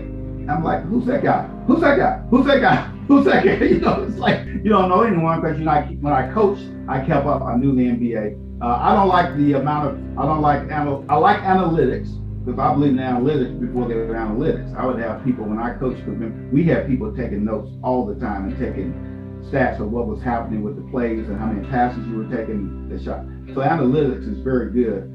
I don't like it when it drives the fundamentals out of the game of basketball, and that's what it has done, especially shooting and some of the things that they do.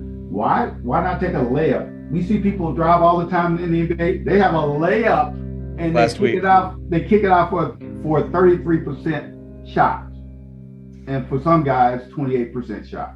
So those type things you kind of wonder about. The best players are still fun to watch. The Golden State, the Phoenix, the Bucks. They're still fun to watch because they play basketball the right way, and they have the talent to play basketball the right way. So today's game is fine. It's going to be okay. It's going to survive, I think. Last question for me, Sid. 3 things that you would tell a young student athlete today. 3 things I would tell a young student athlete today is build strong relationships with others outside of basketball, within basketball, but outside of basketball. Because sometimes when you're an athlete, you think you're all of that. And we forget that our career will at some point end. If you hadn't built good relationships with other people, then it's going to be hard for you to make an impact later in life. So definitely build good relationships with other people.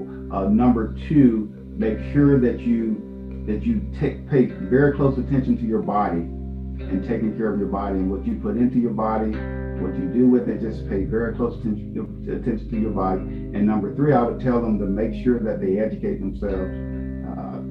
Book education, workshops, read as much as possible, find a passion and become very proficient. We only have a short window to impact people on the basketball court. Then the rest of our lives, we need to spend impacting people off the court, like you're doing and what I'm doing.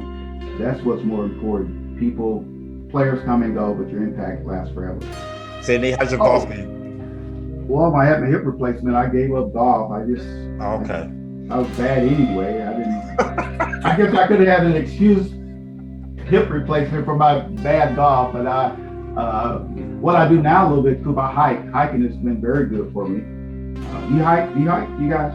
That's how I hurt my hip, Sid. Look at this, perplexed looking. Where do I know this look from? The Charlie Chaplin movie, I feel like, or something. Was it his mom? Robert Downey Jr. playing Charlie Chaplin. I think I've seen that look in the actress's face that played his mom, which is actually the granddaughter of Charlie Chaplin, or the daughter. Anyway, Charlie Chaplin's mother was in a mental institution in that scene.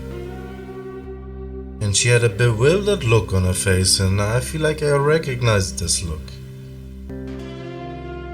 He seems manic at times. There's this manic energy bubbling. And I feel like it's being contained most likely by medication. Doesn't he have these medication eyes, man?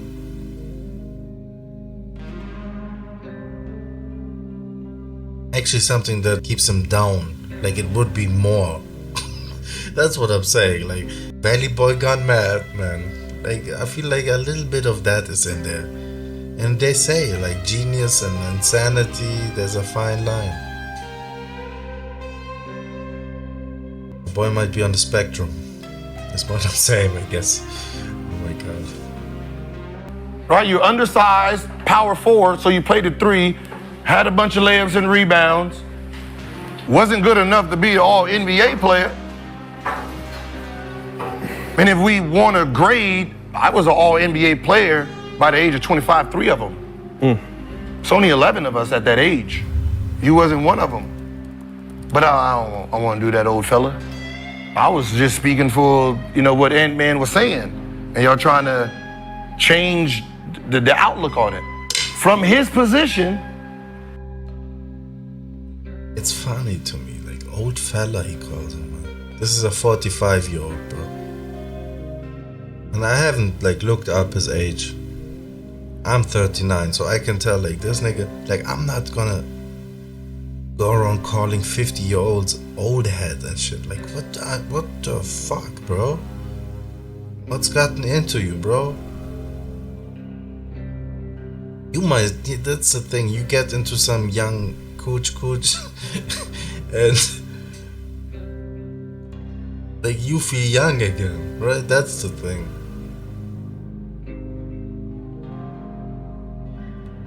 I don't know how old this girl is, but still, I'm saying, maybe that's the thing. Obviously money, you're gonna get whatever you want. Is that what makes you a youngin'?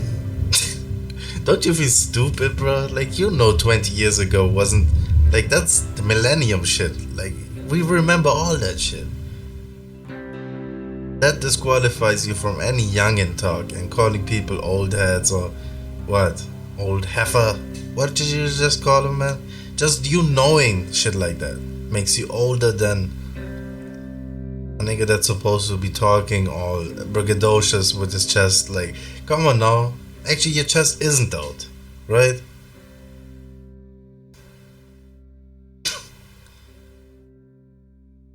Isn't they all deflated looking? You know what I mean? All of y'all. Fucking Rashad. Nothing to say in this segment, by the way. Canyon is taking the reins, which is always great. If you want to break your neck like Christopher Reeves. Yeah. It's gonna be a kind of a bumpy ride, I guess. We're just gonna wait until Canyon gets his fucking thoughts together. Like, he's not gonna have a point. Like, he's just gonna try to like talk over Rashad. They've probably been told, like, it's the last segment of the show. It's not worth whatever. Or is it actually worth whatever? It's the last segment being reserved for... Whatever I'm trying to say, I'm losing my steam here like a motherfucker. This is craziness, man. I'm not supposed to be making this video with this fucking type of cadence, right? Should be talking all fast and shit. With a certain type of swag, you know? Emphasis on certain words. Yeah, okay. Let's go. He has to go against himself damn near every night. That's all he's saying. He's saying Jordan in his position, athletic, right? This is what it is. MJ himself was the girl with the titties and the ass. Everybody else had... That's how you're gonna relate, I guess, to anybody who has testosterone. I bet like a bunch of prepubescents just went, oh my god, right? Had to take a load off. Because Gil mentioned whatever. Like, come on, man, bro. Like, you got kids listening, you nasty bastard, bro. There's where tact comes in, you know what I mean? It's been 15 years since I've talked to my friends about whatever bedroom activity. Like, tact. It's called tact. Eventually, you gotta grow up, bro. Like, Cameron and Maze actually put them a little bit under the lens for that immature behavior, right? Bragging online about whatever you got or whatever you were able to bag, which is because whatever you got, so like it's loses that value, right? You're supposed to get that, man. Anyway, this nigga, bro. Anyway, yeah, just looking at it, man, like one eye goes one way, the other goes the other. Like, what the fuck is going on, bro? Take your medicine, man. One or the other. Yeah. There wasn't a lot of players as shooting guards. We're not talking about the point guards. We're not talking about the... Josiah looks drawn, bro. Like, he doesn't look like a real person, man. We're talking about in Michael Jordan, there's not a lot of people in his era that had both. Next.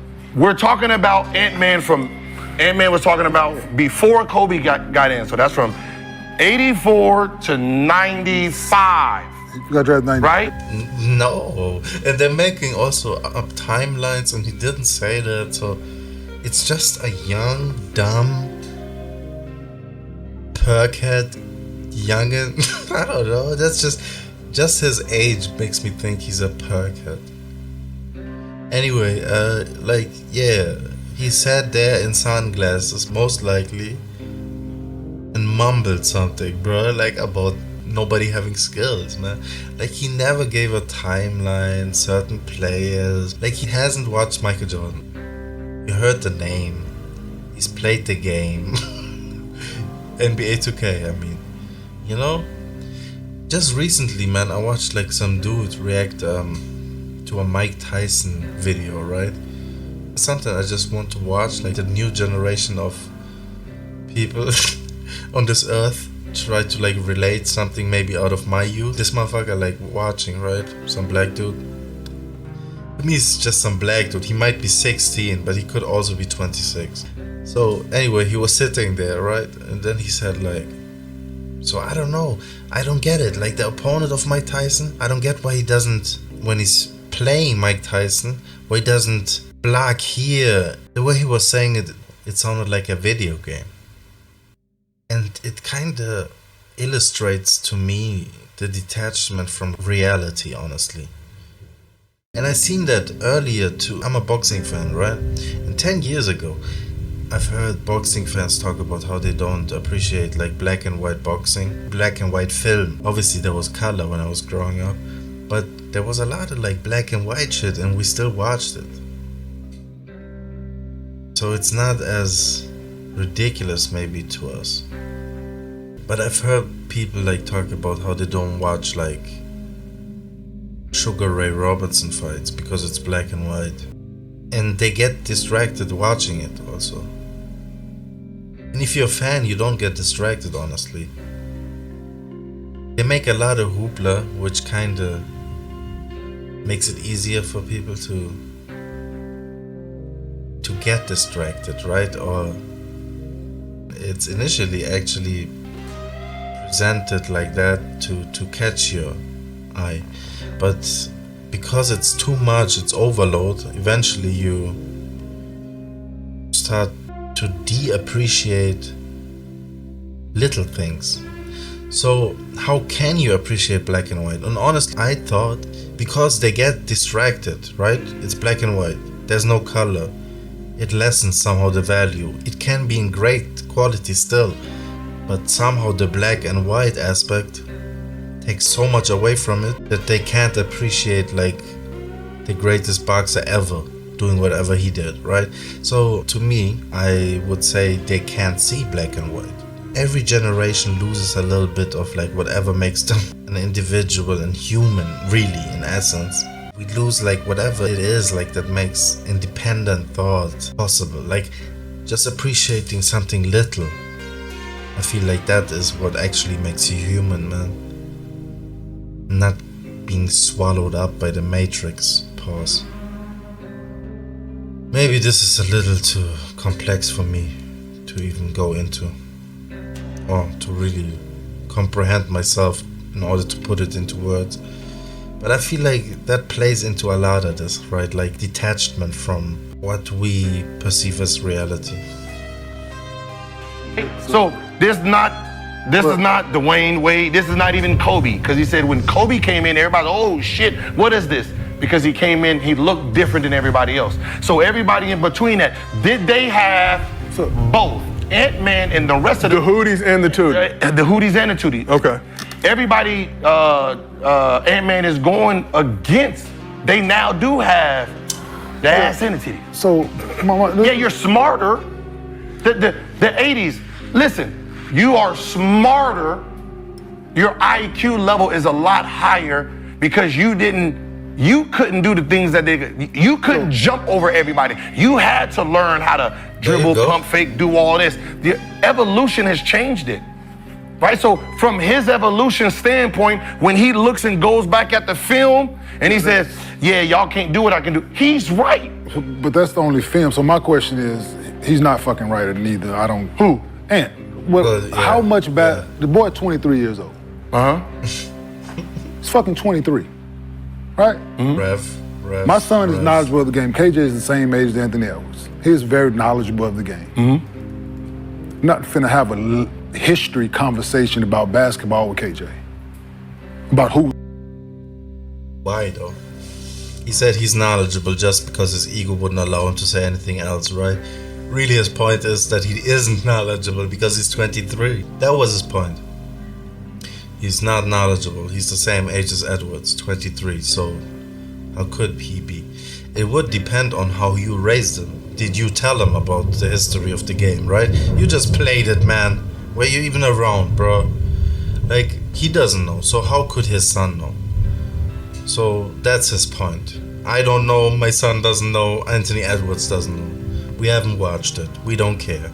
It's the same shit, man. I'm saying, like, all these motherfuckers that I came up on, that's hip-hop. They don't appreciate shit, bro. I'm younger than them and I can still see it. Like, we liked it. It was a swag change and all that. But Michael had all the swag and that was without liking for hip-hop. He doesn't like hip-hop. He talked about it. He doesn't like rappers. Whatever. I can honestly say, Watching the game, right, in the 70s, I watched like some Willis Reed footage. It doesn't look aesthetic, generally. Not only him. Like, he had a bag for the time. What is it for the time? I guess. Because the game was different. It was played differently, man. A lot of off-balance, one-footed, a lot of off-balance shit, man.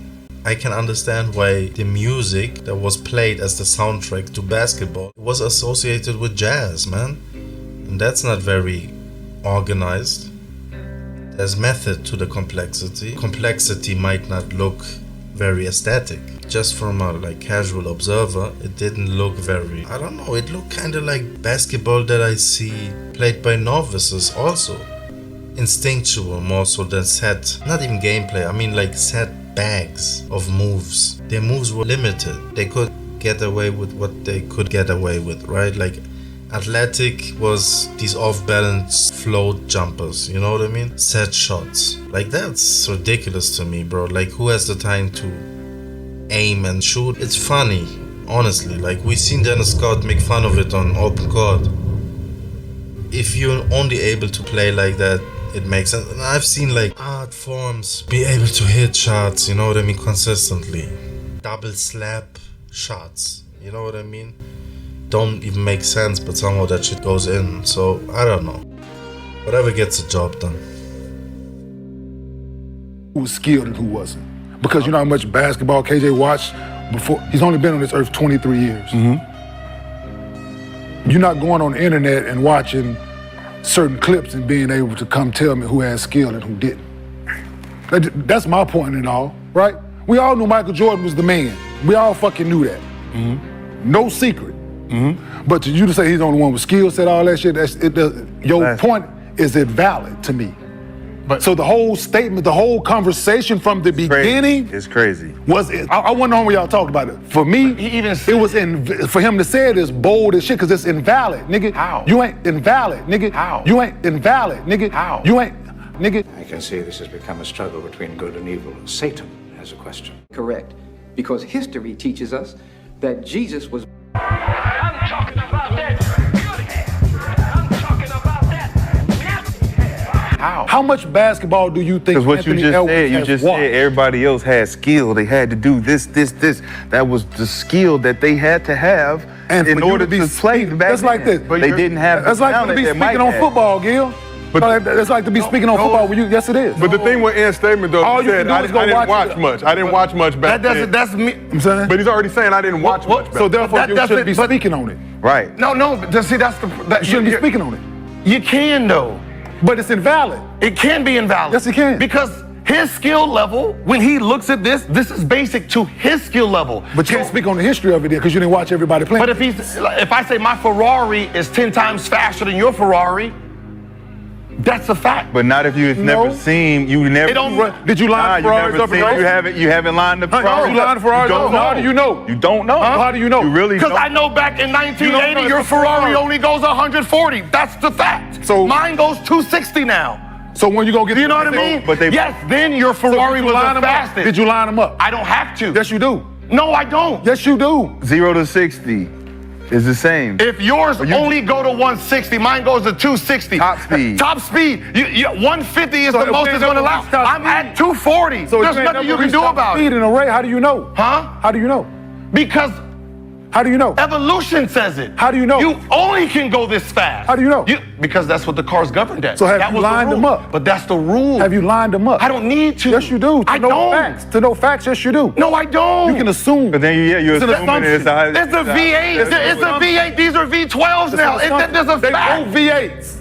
No, mine's a V12. How? Mine says 260. I can drive it to 240 max. You can drive yours to 140 max. That's just Has a you fact. lined them up? I don't have to. Yes, you do. In order to get the data, In order to get that, you got to line them up, Gil. So are you He saying, didn't see. Listen, especially if you're saying so if for you're you going to win. speak on- If you're going to win, how much did you win? So by? how many? So it wasn't 450 How many players. seconds so, did you win by? So just take 1 year in the 80s that he's speaking of, right? Just take 1 year, right?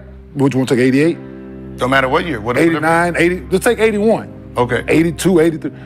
Do you think he went back and watched? How many players you think Anthony Edwards went back and watched him? None. 283. So how can he fucking speak on it? Never seen this player. Never seen How that can he player. speak on Rod something he never Strickland. speak? So he never seen niggas like that handle the ball like that. You're trying to dive into something. Yes, I want to dive into it. Yes, because you can't speak on it. He can. You can have an opinion. Okay.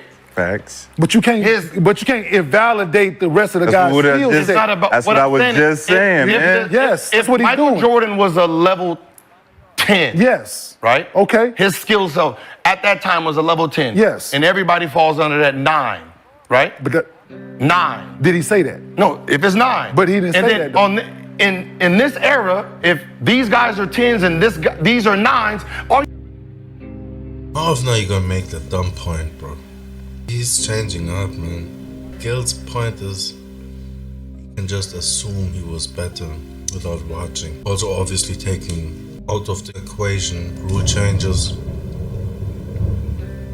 Favorable, right? To the newer generation. Just assuming and agreeing. That's like cops reviewing their own body cam, seeing no wrongdoing, and a biased. Or not watching the body cam, just going on the word of the, yeah, he resisted, you know what I mean? Yeah, we're just gonna go by the word of the authority. The authority is whoever's in rule. That's the new generation, so Gil knows definitely where bread is buttered, just as Mark Aguirre did. We know where their heads are at and what their loyalty is. all you do is just compare the 9. No, the skill has evolved. It was disrespectful. So he's looking the way he said it. He's looking at it from his lenses in now. a disrespectful way. Yeah. In a disrespectful way. There ain't no way them guys ain't had skills. The 80s said nothing about the 60s, but nobody. Did they? You don't know that. Doesn't know that. What did you just say? I have to hear it again. In a disrespectful way. Also, this disrespectful shit doesn't exist. There's no repercussions for being disrespectful. If there are repercussions, is that even real? Since we're doubting reality, you know, all these like rappers getting killed, did they really die to the youth that are admiring them and still like fanboying? I guess they didn't die. We're still hyping foolishness, so they must still be alive. So there are no repercussions, I guess. Just being ignorant, right? Like not having watched and criticizing. That's a very youthful thing to do.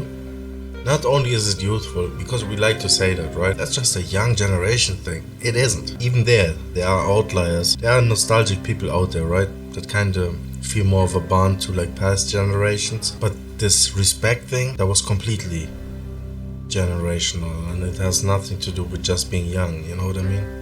Something in you told you to be quiet when like a bunch of grown-ups are in the room, or just older people. You want to get big brothered or whatever. No, it doesn't have to be that, but there's just courtesy respect that you give to your elders. Instead now, we're taking pride in ignorance, and so when he says like the disrespect, Gil's theatrics, like going through his gesticulations, I guess, it's him saying like, what you mean? That's cool. Him not knowing? What you mean? That's Liddy. Or whatever. You know what I mean? Like, he's gonna sound as fucking boomerish as I sound. Like, that's what they don't get. Cap. Like, you 45. You know? You're saying that's cap, huh? That's crazy, man. That's some desperate hanging on to your youth shit, right? Like, and I'm not the most grown-up type of dude anyway, but still, like, I sense there's desperation in that, you know? Trying to, like, keep up with the times. Like, you're fighting at this point. You might as well get that blonde streak in your hair. Yeah. In a disrespectful way. There ain't no way them guys ain't had skills. The 80s said nothing about the 60s, but nobody gave a fuck. But we talking about now, though. But what is, no, we you talking can't about do somebody that. that's made a statement, right? We talking about one particular person When the that made a 80s made the statement on the 60s and said they wouldn't hold our jock, they were right. Okay, so, But nobody. They were right, though, he said. He's changing up. He's desperate, too. He's saying, like, The 80s players were hating on the 60s to justify what he's doing. I don't think it's really that deep with the higher echelon players of Gils' generation and after. LeBron is his generation and he's even before that. So it's weird, man. I don't know what he's doing. Relevancy, I guess. But I don't think that's really tied to even LeBron's generation of players, you know? Irrational hate for the past generation. Why? I don't get it, man. Like, hate the fucking rules. Like, I don't know. Like, if you really have a problem with it, demonstrate. Strike until the rules get changed so you can earn your respect back. Will probably also shorten your careers a little bit. Hamper that longevity. Cut those totals. Cut those records. All of a sudden you don't have the energy to get all these numbers. All of a sudden we're waiting another 50 years for triple-double average. Nobody cared. Nobody said it.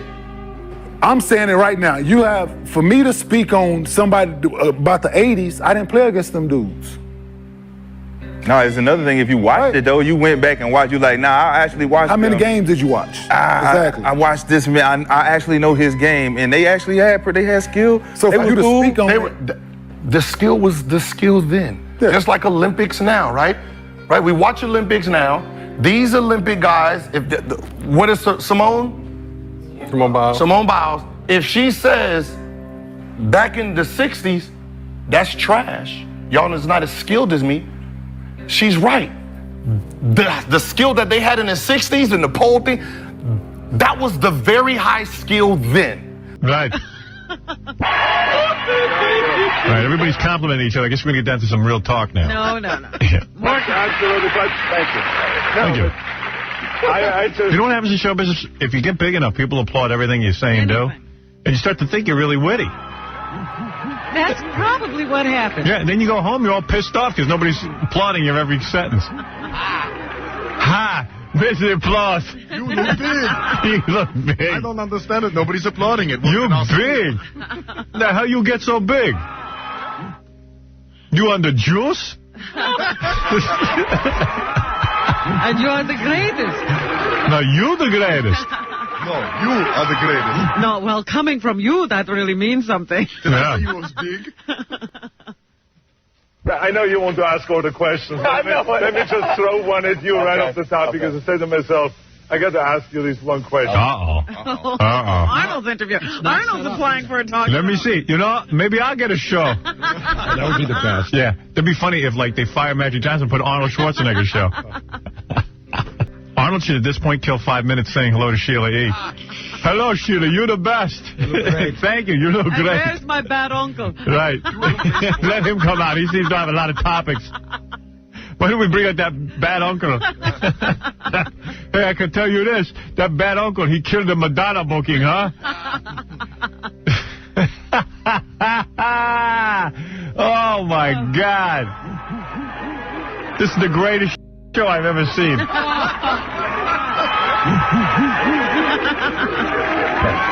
Why did you choose me? Oh. That's not her. She can only... Listen to this nigga. Listen to him. The theatrics got him morphing. The skill that they had in the 60s, skilled as me. She's right. The skill... Y'all is not as skilled as me. She's right. The skill that they had in the 60s and the pole thing, that was the very... The skill that they had in the 60s and the pole thing, that was the very high skill that they had in the 60s and the pole thing, that was... The skill that they had in the 60s and the... You can't tell me he's not a slow guy, Back in the 60s, that's he's a slow adult. Y'all is not as skilled as me. She's right. The skill that they had in the 60s and the pole thing, that was the very high skill then. Like, bro, that's not her. She can only see what she has and judge down. But if she in the pole thing, that was the... The fuck is that, bro? Explain to me what the fuck that is, man.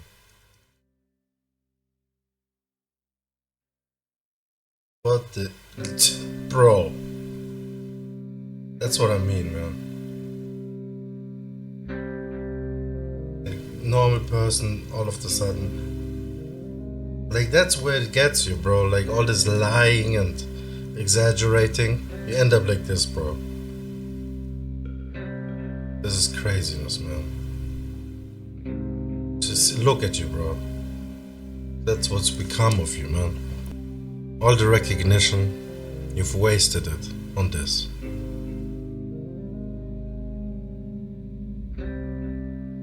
Look at this now again.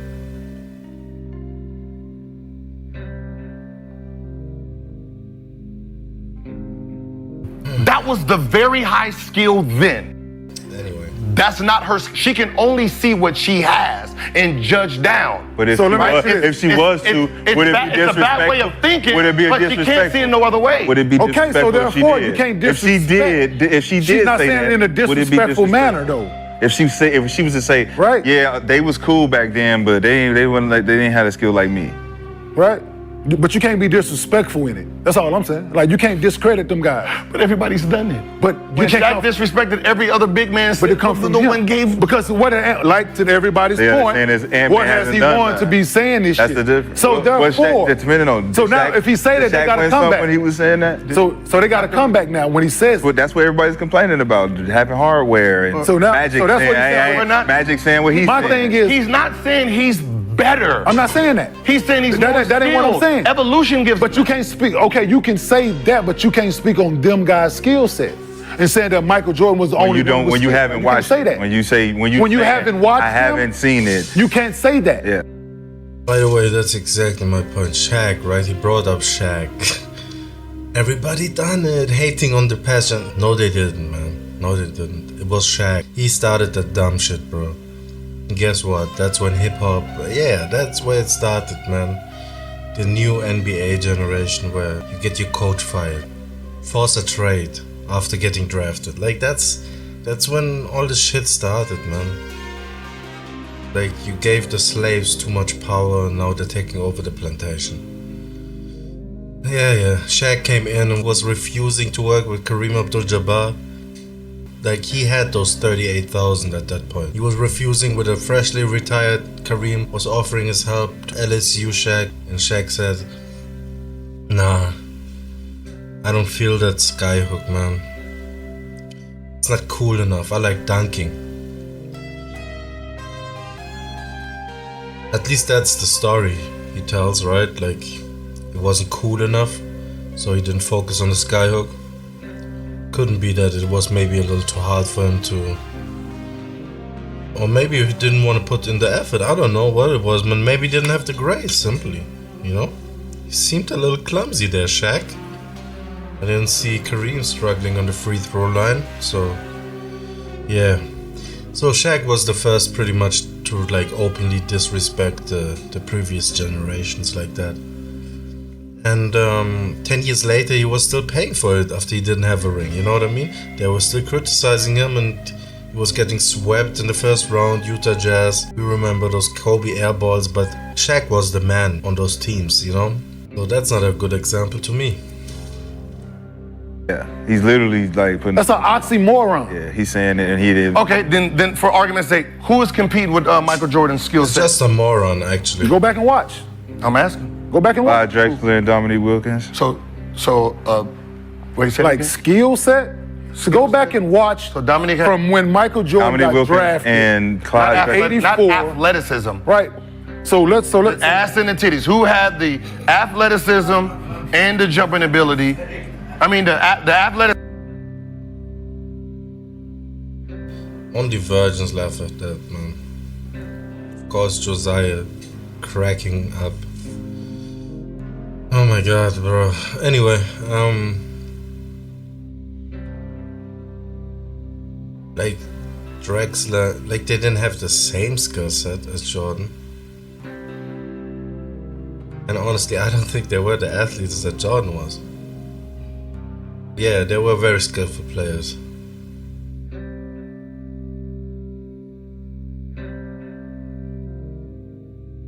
Like Dominic actually had he had a bag. although he was pretty much one-handed, that's the thing, man. That's where you... Maybe they just had limitations, you know? Some players have that. Maybe they still have, you know? We just see a lot of similar players. I feel like that's the thing. We're used to a prototype. Back in the day, we didn't have that, man. Clyde Drexler didn't look like Dominique. But he also didn't look like Jordan.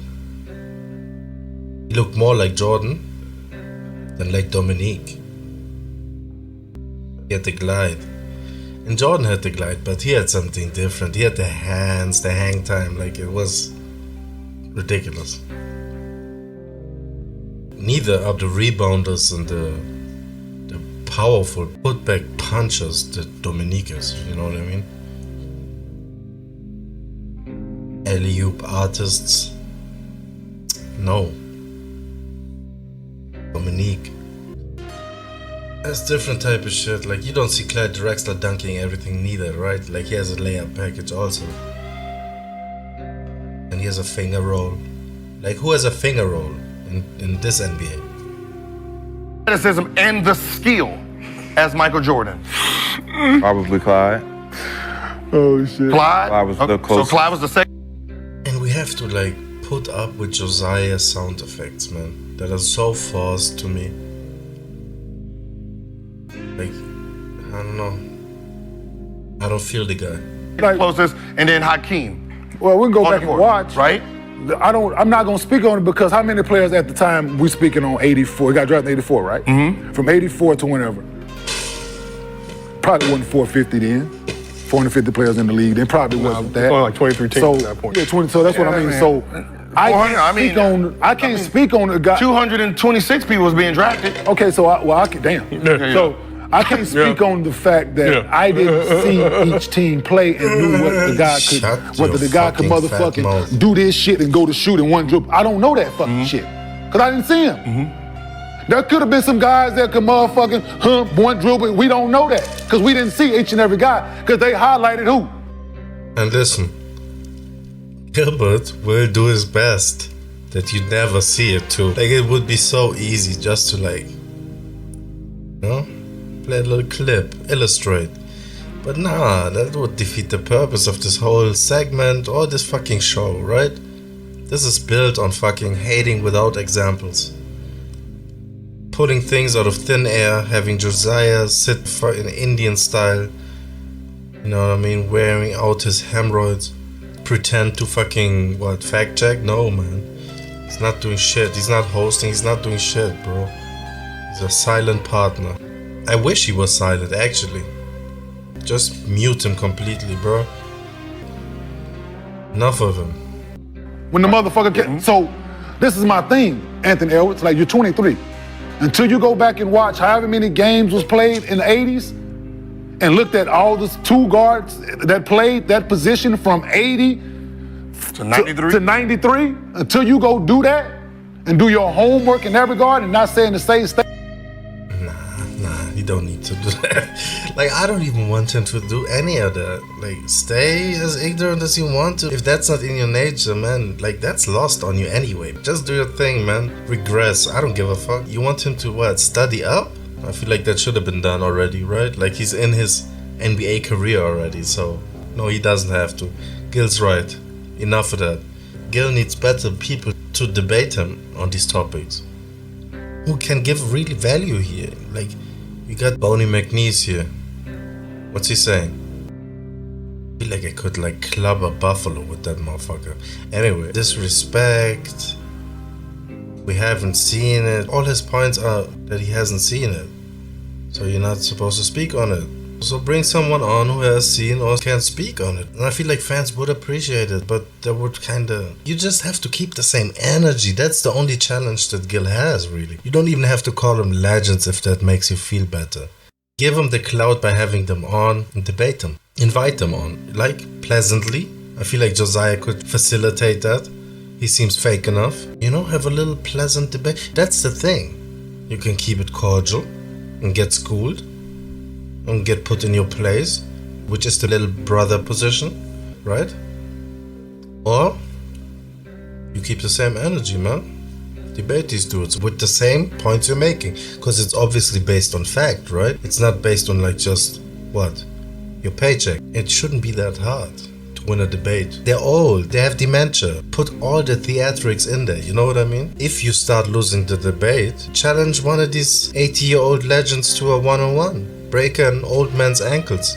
You know what I mean? And therefore, to the youngins, you can prove that your generation is better, therefore their generation is better than the generation before yours. Logic would say also better than yours, but it's not important since you're cool uncle whatever, Uncle Gil. So it's not that crazy. Like you calling Shannon Sharp Unc is crazy, bro. That shows you where your mindset is, man. You're youngin', right? You're young. You're 45, and you call 55-year-old Shannon Sharp Unc. That's crazy to me, bro. Statement where I really didn't watch the motherfuckers play. It's I had 6 kids. I can't go deliver the motherfuckers. Whatever that means. The fuck I don't. I've been in the room. You guys, I can't deliver them. You guys are not factoring what, like, if someone today, if Gordon and Levine says we dunk better than. Now he's in this lazy mode. Like he can't be bothered to still debate the point. You don't get it. Like this guy is something else, man. The theatrics, you know? And it's not even like what you would call the theatrics when he's like screaming and herniating or whatever. A disc pulling a hernia. That's the regular Gil shit. That's where I'm saying like Charlie Chaplin. I'm just saying like Charlie Chaplin's mom. The 80s. Do they really have to watch the 80s dunk contest and know they do? No, but right? That's what I'm saying. Or if when they say Kyrie has the best Kyrie has the best dribbling skills out of anybody. He's definitely supporting the ignorance, and what he's saying is like, take my word for it. They don't have to watch it. They can take Uncle Gil's word for it. Realistically, they should have to watch it in order to say like, okay, I see it. I can do a little bit more than that, so I'm the better dunker. So that makes it more legit, right? But he's saying circumvent that, fuck that. You don't have to see it. No, put these blinders on. You just do you. That's like one of these moms, right? That grooms their child to be like a beauty princess. What is it called? You know what I mean. It's not right though. We know that. Yeah, he's a basketball dad. You don't have to see that. No, I'm gonna shield you from that. Keep you sheltered. You only need the information that I deem necessary for you. Grooming the next generation, what to guarantee his future success? I guess that's what you do when you have children, right? That's another reason. Make sure you're safe when you get up there, man. When you can't play youngin' anymore. We've never watched everybody safe and taken care of. Because there's just dribbling moves that wasn't allowed then. I understand. And that's all I understand it, but he said the skill set is what I'm saying. So we don't know, Gil, if a motherfucker could 1 dribble, 2 dribble, pull up like Michael Jordan was doing. We don't know that. We don't know if the nigga has to reverse pivot. See, we don't know none of that. No, okay. So I had a conversation with somebody in the 80s, and when we talked about, you had a conversation with someone like that's your source, someone in the 80s. What does that even mean, bruh? A player, an NBA player. Who? Bronny? Like, who's your source? Cite your source. I talked to someone in the 80s. Like he said that on his live too. That sounds like capital. That can't be, man. Please don't converse with anyone from the 80s. That's way too old. We need to start like questioning everything, right? Like this dude is behaving a little sus. You know? Is he on the list? Has he visited the island of terror? Like he wants to be so connected to them youngins, man. It can get a little creepy there, sir. It's another day in the neighborhood, another day for a neighbor. Would you be my Great TV, my neighbor. I didn't even do it right, but you know the gist of the fist. Is Gil on the list? When we talked about it, he said the problem with the statement, he said, he's with you, he said the problem with the statement is he didn't define Michael Jordan, like he says, I know what he's saying. He's saying all the cars like him. I understand. He said what Michael saying. Jordan's car was. Yes, what you said. Yes. He keeps doing that with the dumb examples. We're done with that. Shut up, Gil. Alright? Like, I'm with Kenyon. He's saying the car, and then now he didn't say the car. Shut up, bro. Enough, man. He said Michael Jordan. Right? Michael Jordan. Highlight Michael Jordan. It's not even game Michael Jordan he's talking about. He's talking about one clip after another Michael Jordan. That's all. Why are we actually like looking that deep into it? Because Magic responded. Would this be a topic? It probably would. If the 90s and 80s were that shit, why is it even like that viral? Why does it go viral like that? If Michael Jordan wasn't a factor and wouldn't be a factor these days, when all these players were bums that he was playing with, against, right? Like competition wasn't there, so they changed it up. Like they were saying the same shit about Wilt, no, it's Michael. He didn't have competition. Everybody was plumbing. What does accomplishment then mean if you take away like the rival? If the rival was nothing, what does the accomplishment mean? Nothing, right? So we're gonna do that then with fucking LeBron too, eventually. And whoever comes after, cause that's where it's trending, right? The disrespect. So from I love basketball to hero worship, I guess. We can actually say a lot of that definitely did start probably with Jordan. But it kind of is like morphing more so these days. Because the game eventually, like how old is LeBron? Like he's not gonna be here for long. So from this one player aspect of hyping, is it gonna go to Anthony Edwards and it's just gonna be like the ignorant is the superstar immediately? Which was a thing in the 90s, right? Little bunch of young, big contract signing, egocentric superstars. Whether it's the Alonzo Mournings to the KGs. Like KG signed a crazy contract and wasted his prime years in Minnesota. Okay, like Kevin McHale had also something to do with that. But like he actually in exchange for the bag and just having his own team said fuck the playoff success. Fuck a chip. So he had to go kind of ring chasing, you know what I mean? Like there was no money for fucking Tom Gugliotta and Stephon Marbury. But hey, he's a high schooler that went into the NBA, man. Like, come on now. At least like fucking Moses Malone and Sean Kemp, like they were kind of somewhat groomed into the position of pros. Whether it's junior college or ABA or... A man-child is a man-child is a man-child. I remember when one of these Dallas prospects in the early 2000s, like after getting drafted out of high school, he climbed a car naked and was like apprehended by cops around the training facility or something of the team. Obviously he didn't pan out. It was trending into that direction, right? Obviously they kind of banned that whole high school thing, but still it's one and done's.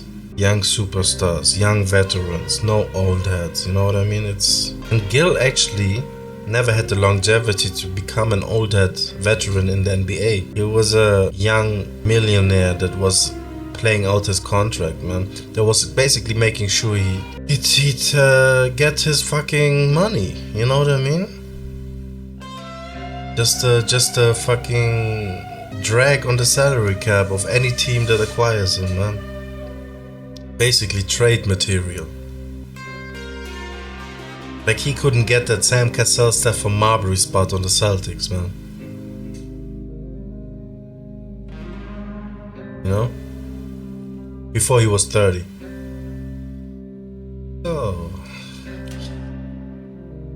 Mr. I'm this and that. I'm the 3-year assassin. Shut up already.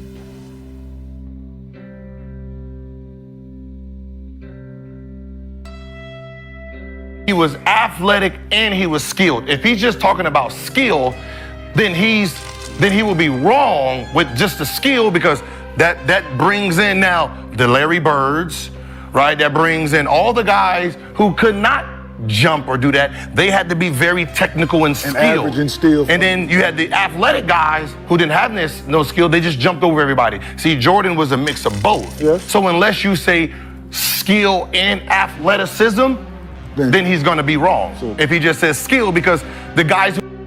No, he wants to say like that Clyde Drexler and Dominic Wilkins were just athletic. Is that a good point though? I feel like fundamentals, there was a very big emphasis on that, right? Like he wants to attribute to any slow player that's getting his numbers, that skill.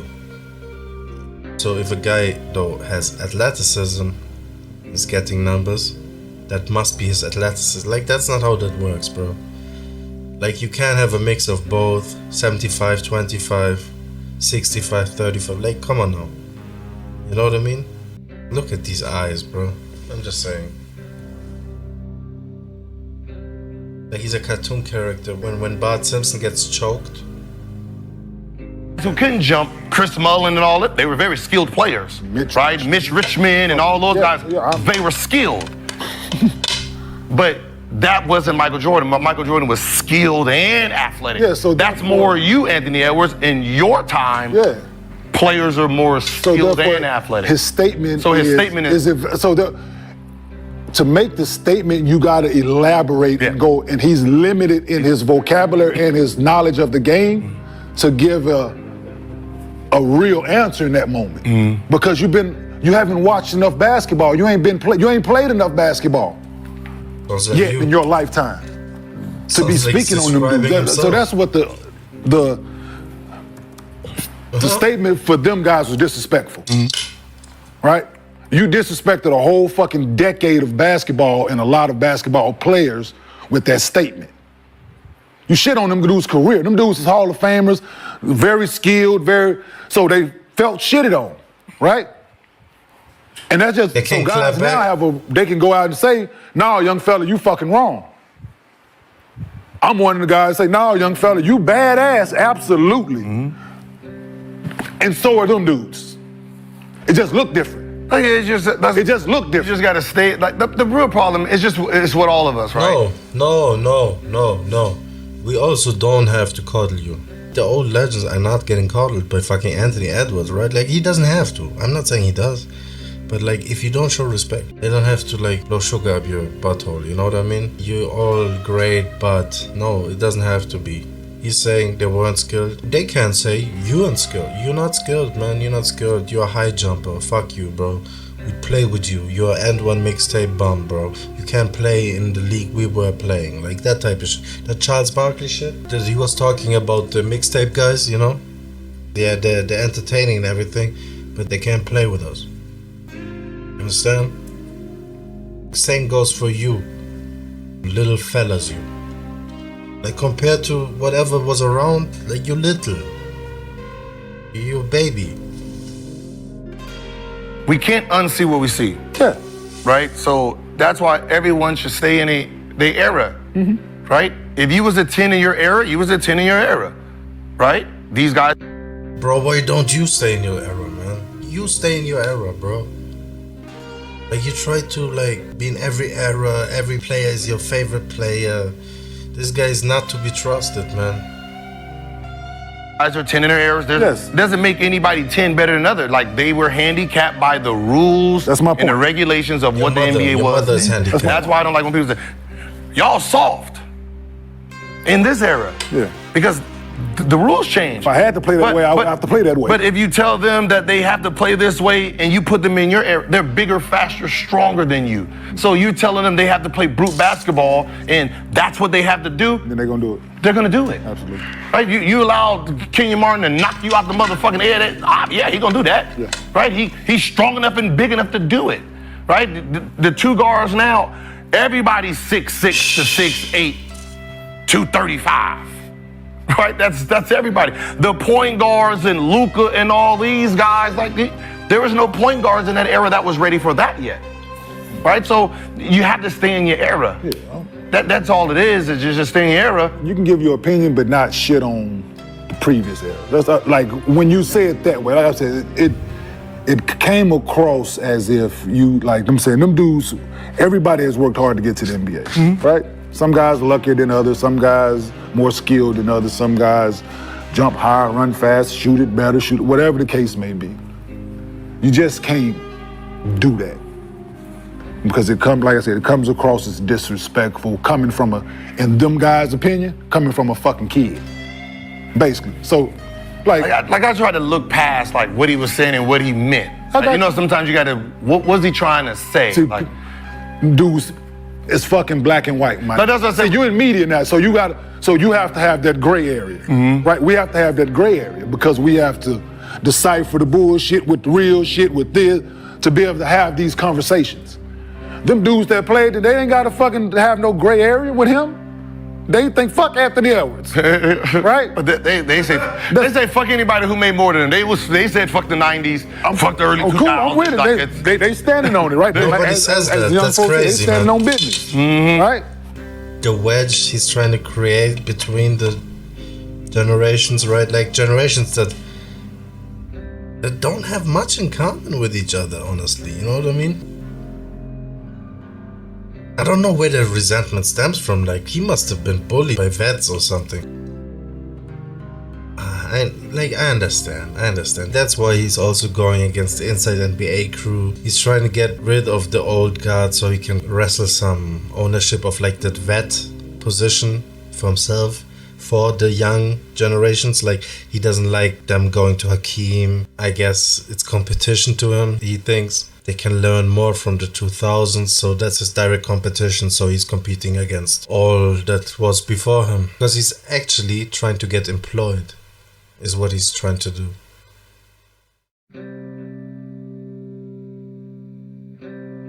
Gain favor. What it is. And you just can't shit on them dudes because we all know Michael Jordan was here.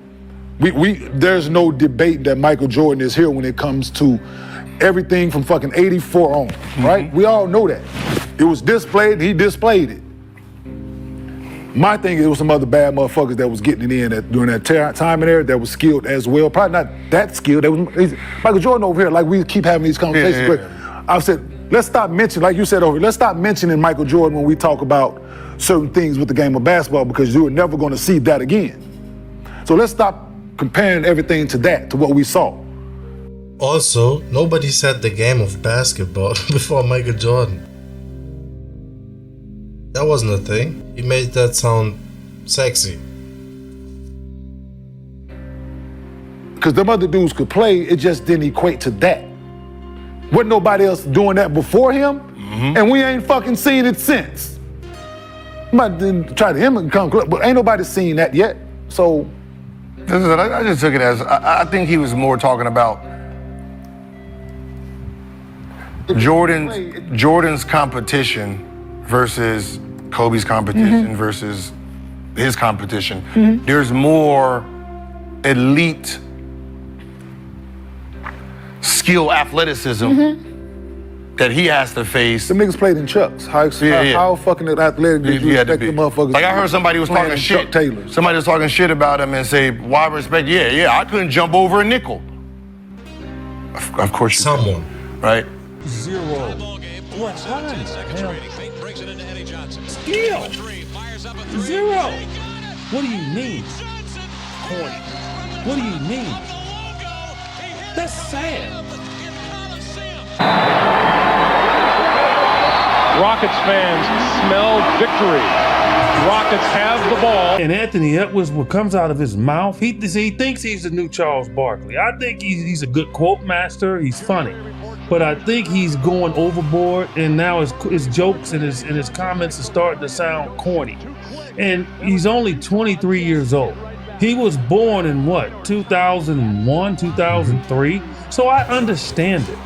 Like, I'm not going to hold it against him. I hold it against the adults that have taken history away and not giving value to it to where they understand the game. All these guys that come into the league, they should know. He made a comment. He said, well, you know, I haven't seen much basketball. Well, how in the hell can you freaking comment on that? If you haven't seen much ball back from the day, how can you comment, man? You just gonna grab Michael Jordan, a guy that you didn't even see play. Because if you saw Michael Jordan play, you saw Hakeem play. You saw Clyde Drexler play. You saw Steve Nash play years from then. You saw these guys play. You saw them. You saw Shaq play then. If you saw Michael, or you just saw the highlights of Michael, or you just grabbed on the fact that his shoes, but you really didn't know the backstory of Michael. I would tend to believe that Anthony Edwards doesn't even know the backstory of Michael Jordan. That's sad. It is sad. And I continue to say that, and these young guys come out with these asinine comments.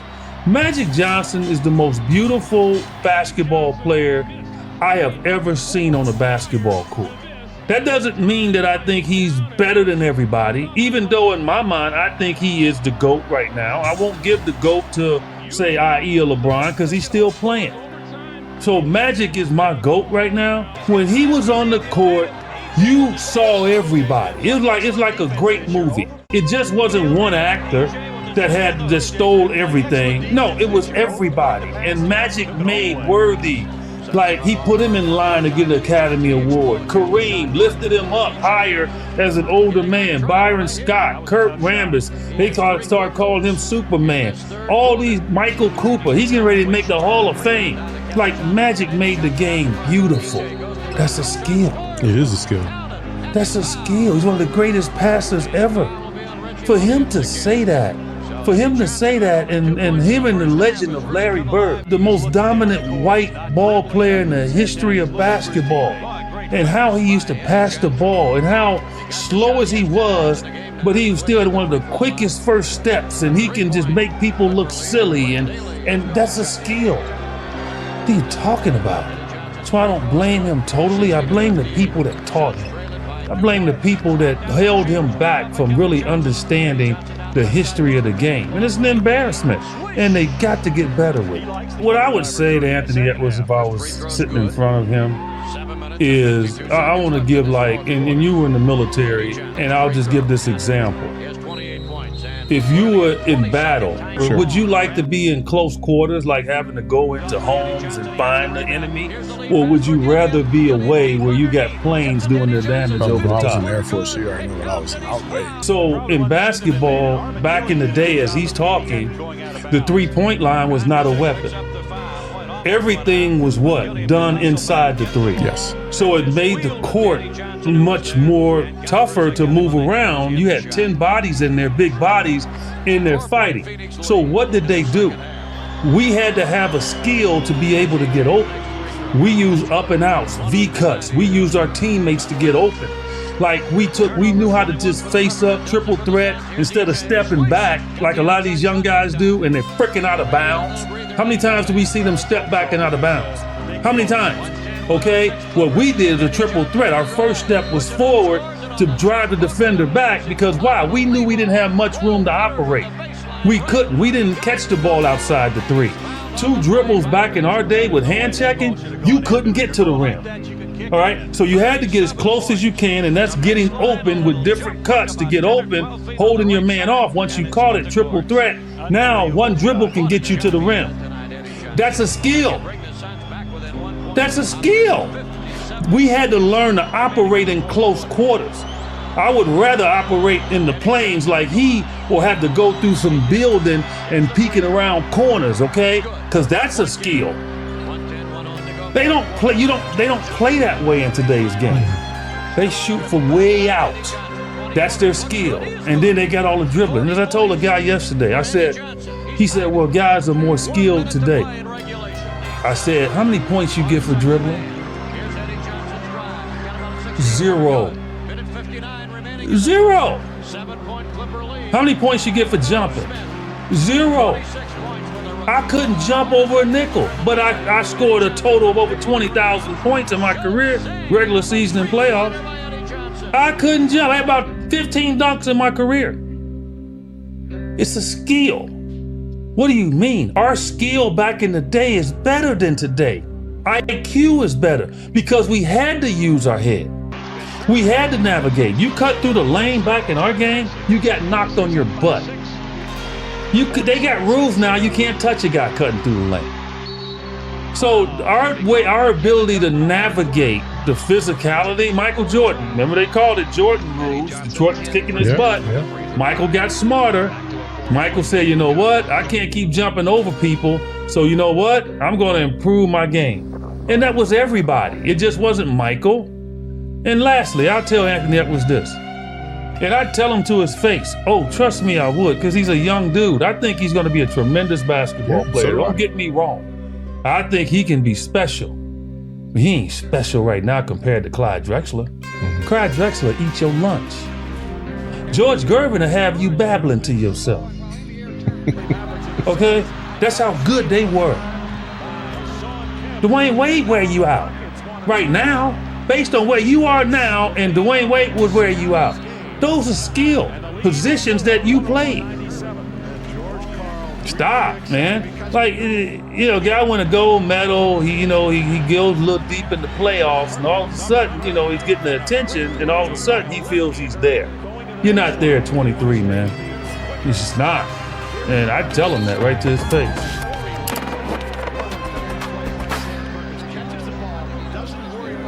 But I can put that ball in the basket. Yeah. He's talking for the...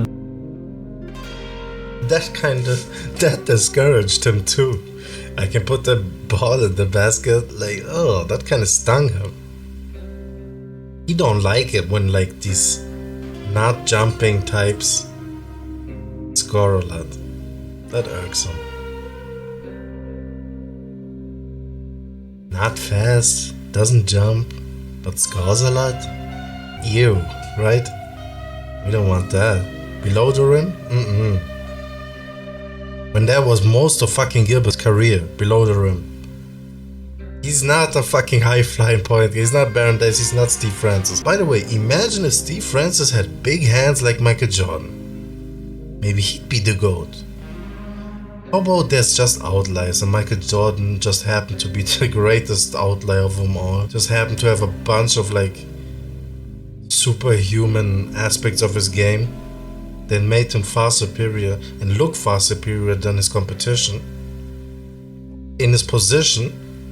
Because if you like kind of relate it to the center position, Hakeem looks like Michael Jordan, man. There are certain players that have aspects of his grace also. Sean Kemp has aspects of Jordan. Whatever it is, maybe it's that pigeon-toed shit. But Dominique didn't have it like Sean had. You know, it's like something Jordan-esque. But that's just swag and style. We can relate that to effectiveness. It just looks a lot sexier than we've seen anything before. And like, I don't know, and after, really. Like even Vince, his finesse moves, they don't look like Mike's. He doesn't have the hang time like Mike. There are a lot more ferocious dunkers than Mike, right? But it's like, he's a bullet. Like, these are bowling balls. And he's still emphatic enough, you know what I mean? For his smaller frame. Honestly, Kobe is the closest thing to it. Like a street ball version of Mike. A 2000 version of Mike. A hip hop version of Mike. Since Kobe, we wanted to act like we've seen a bunch of better Kobes. But that's not what we're seeing. We're seeing a bunch of lesser Kobes. A bunch of lesser 24s. They're a bunch of old 24s, like retirement game Kobe. 60 point on a bad leg. Forcing up shots, you know what I mean? Force the moment. That's what they are. Hogging. Who can dominate the game with 12 shots? And fill up the stat line. You know what I mean? Win the game, though. Win the game. Don't dodge that moment, though. Don't dodge that moment. Embrace it. Like before Jordan, before Miller time, they were talking about Magic time. Like he had that. Ice water in his veins.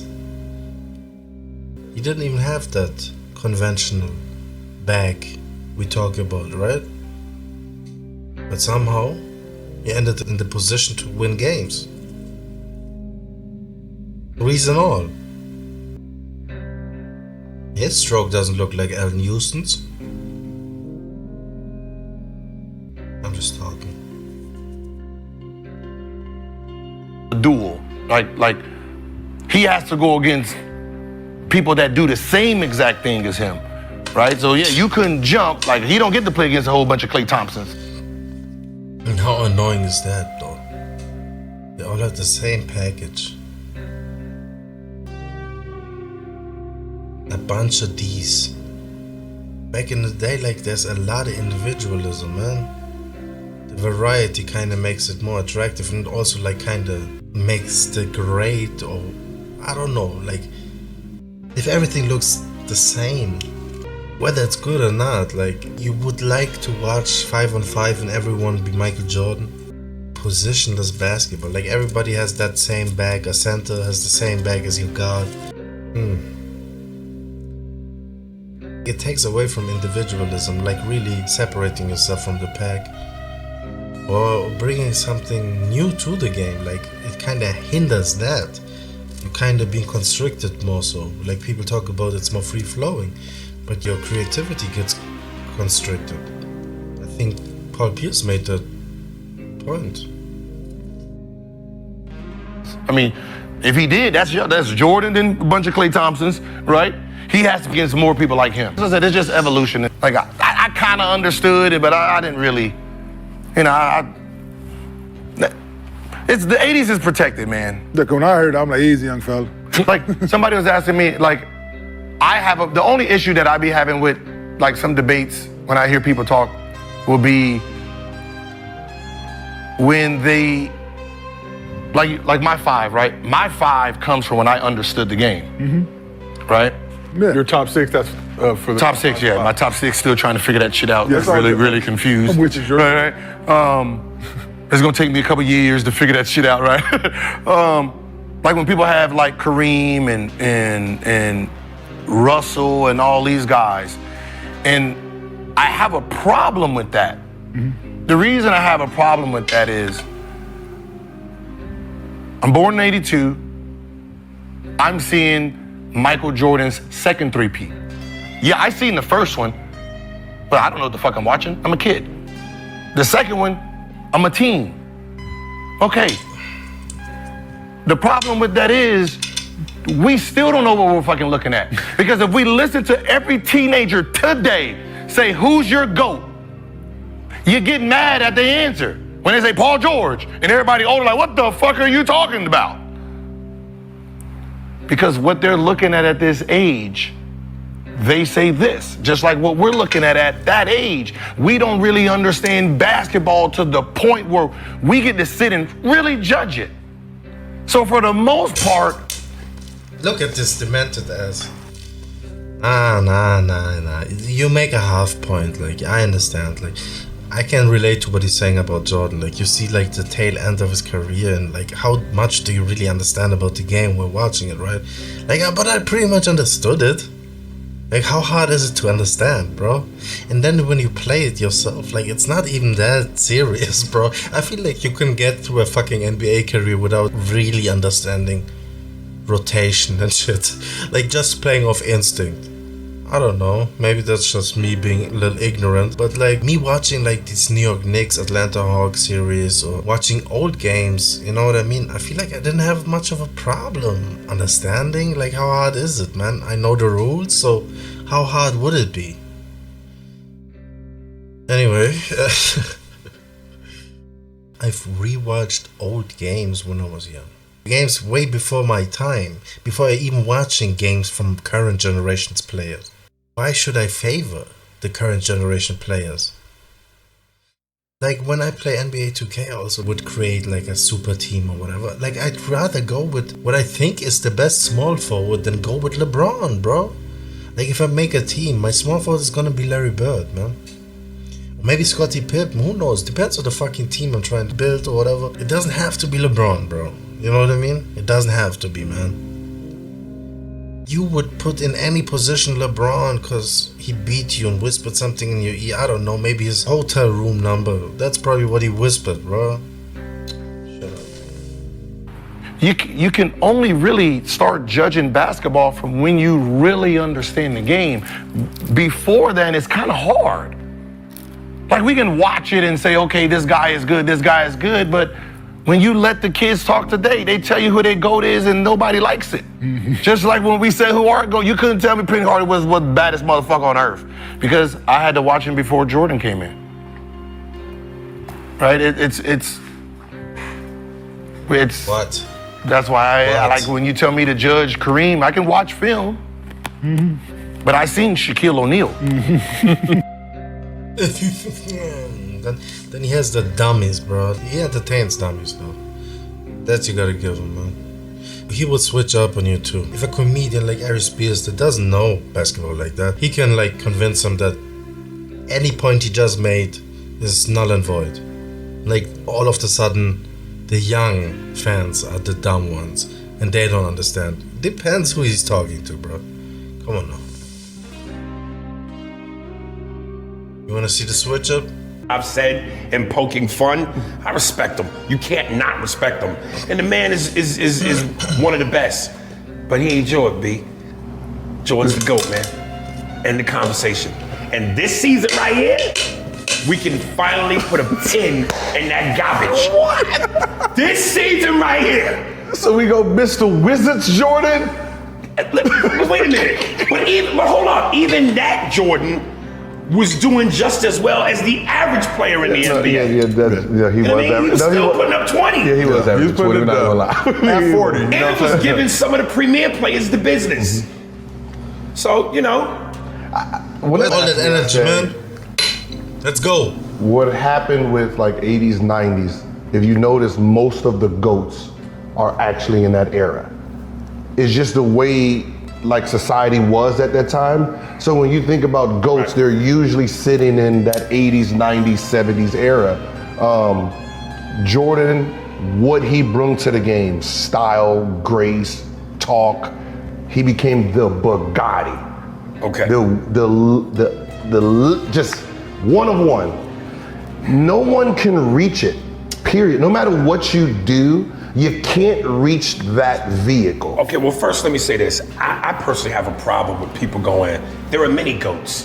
No, there's only one GOAT. And then we're not handing out, you know, and I'm not saying these other players are fifth place, but everybody can't get the trophy. And whenever I get into arguments with people about GOAT, here's one of the things I hear people say, which really gets under my skin. Well, if it's about rings, then Robert Horry, he got 7.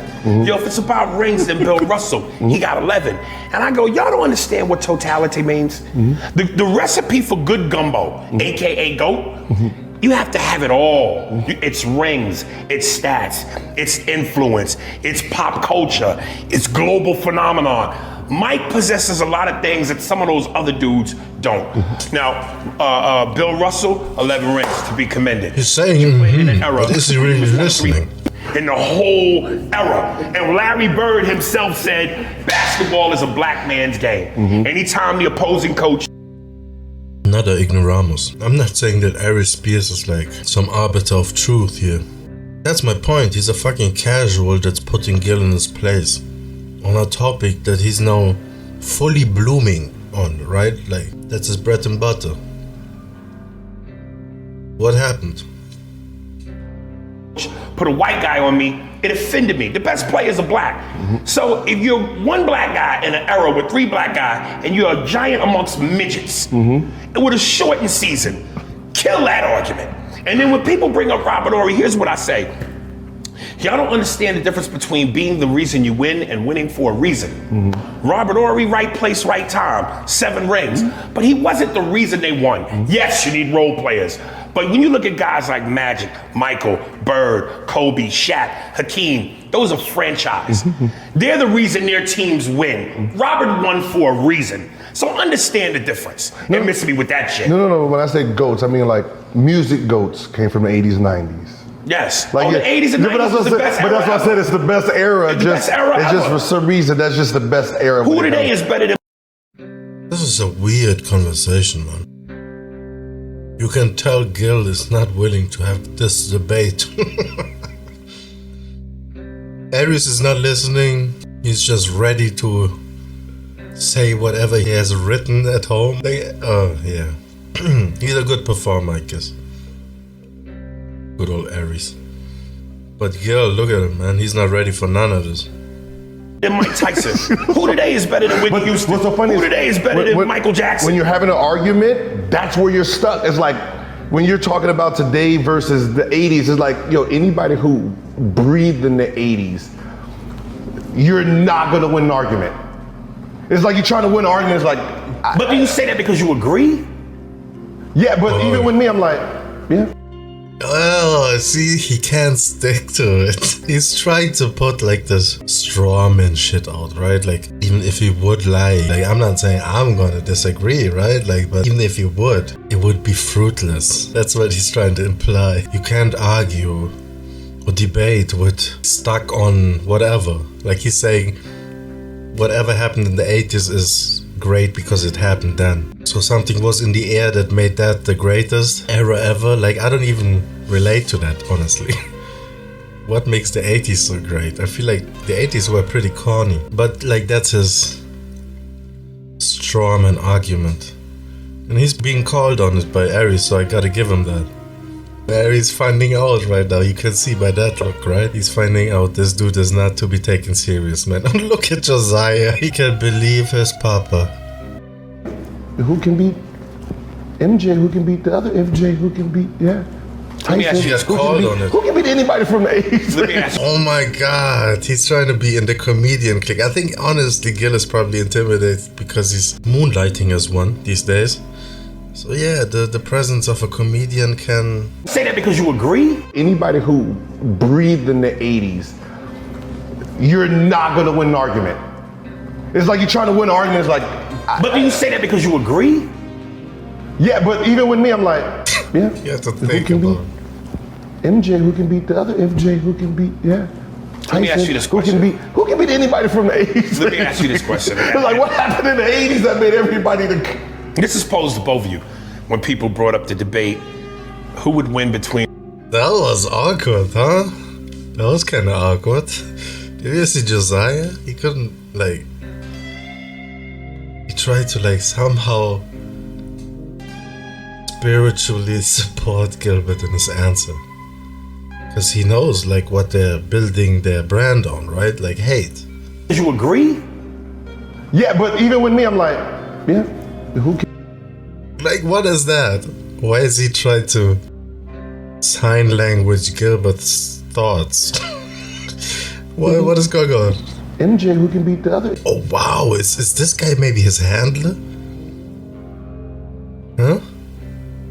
Josiah? Is he making him say whatever Gil is saying right now? Mind control. Damn. MK Ultra. FJ, who can beat... Yeah. Damn! Josiah just blinked and I had it on pause, man. That's weird. Let me ask you this question. Who can beat anybody from the 80s? Let me ask you this question. And then he laughs like a psychopath. Didn't work, guy. Stop doing that. We not just gotta join your fucking laughter. I mean, maybe it does work. I don't know. Brandon Jennings probably joins. Look at him, like, trying to incite laughter. This nigga, man. Josiah hoping that... That's creepy, bro. He's scanning Aries if it's working, man. Yo, this is crazy take, but Josiah might be his MK Ultra handler. This is crazy. It's like, what happened in the 80s that made everybody This is posed to both of you. When people brought up the debate, who would win between the 72-10 Bulls and the Warriors with KD? And I'm gonna be honest with you. I give the Warriors maybe 2 games. Ooh. Maybe. So what you really have. And I don't give a damn about the errors. Nobody thinks No. Okay, so when it comes to no real basketball fan even thinks the 72 Bulls are the best team ever. Shut up with your googled ass hot takes, like fucking Gary Spears too. Like they're the same breed, like just phony for no reason, man. I guess for a reason. It does sell somehow. I guess the majority of the population on Earth kind of wants to be entertained by someone completely phony, because that's actually a disconnect from whatever reality they're experiencing, right? Like, I guess they're experiencing their reality as reality. So maybe a change of pace from that, just someone completely phony, fibbing. That's what we want. We want to be sold that, fibbing, lying to us as entertainment, as comedy, whatever it needs to be. Branded as, you know what I mean, repackaged. But really it's fibbing, you know? Just break from reality. That's all we're here for, I guess. And they will do. Styles, you have a defensive team. Yeah. 4 to 5 starters. You're talking about premier defenders. You're talking about premier, just straight premier defenders. And they're all at the same position. 2 3-point assassins. And then you have all guard play on the. But you have Michael Jordan. You got Scotty. You have Michael. They have a KD. Scotty's on KD. He ain't stopping KD, but it's going to be a tough day at work. So Mike on Steph? Who's stopping Steph? You don't know. Ron Harper's going to be a problem. You're going to pick Ron. Mike on Clay? Michael's destroying Clay. Yeah, it's so you got to remember, it's because that was the team, that was a small ball team that nobody actually paid attention to. Yeah, for sure. So it's a perfect matchup.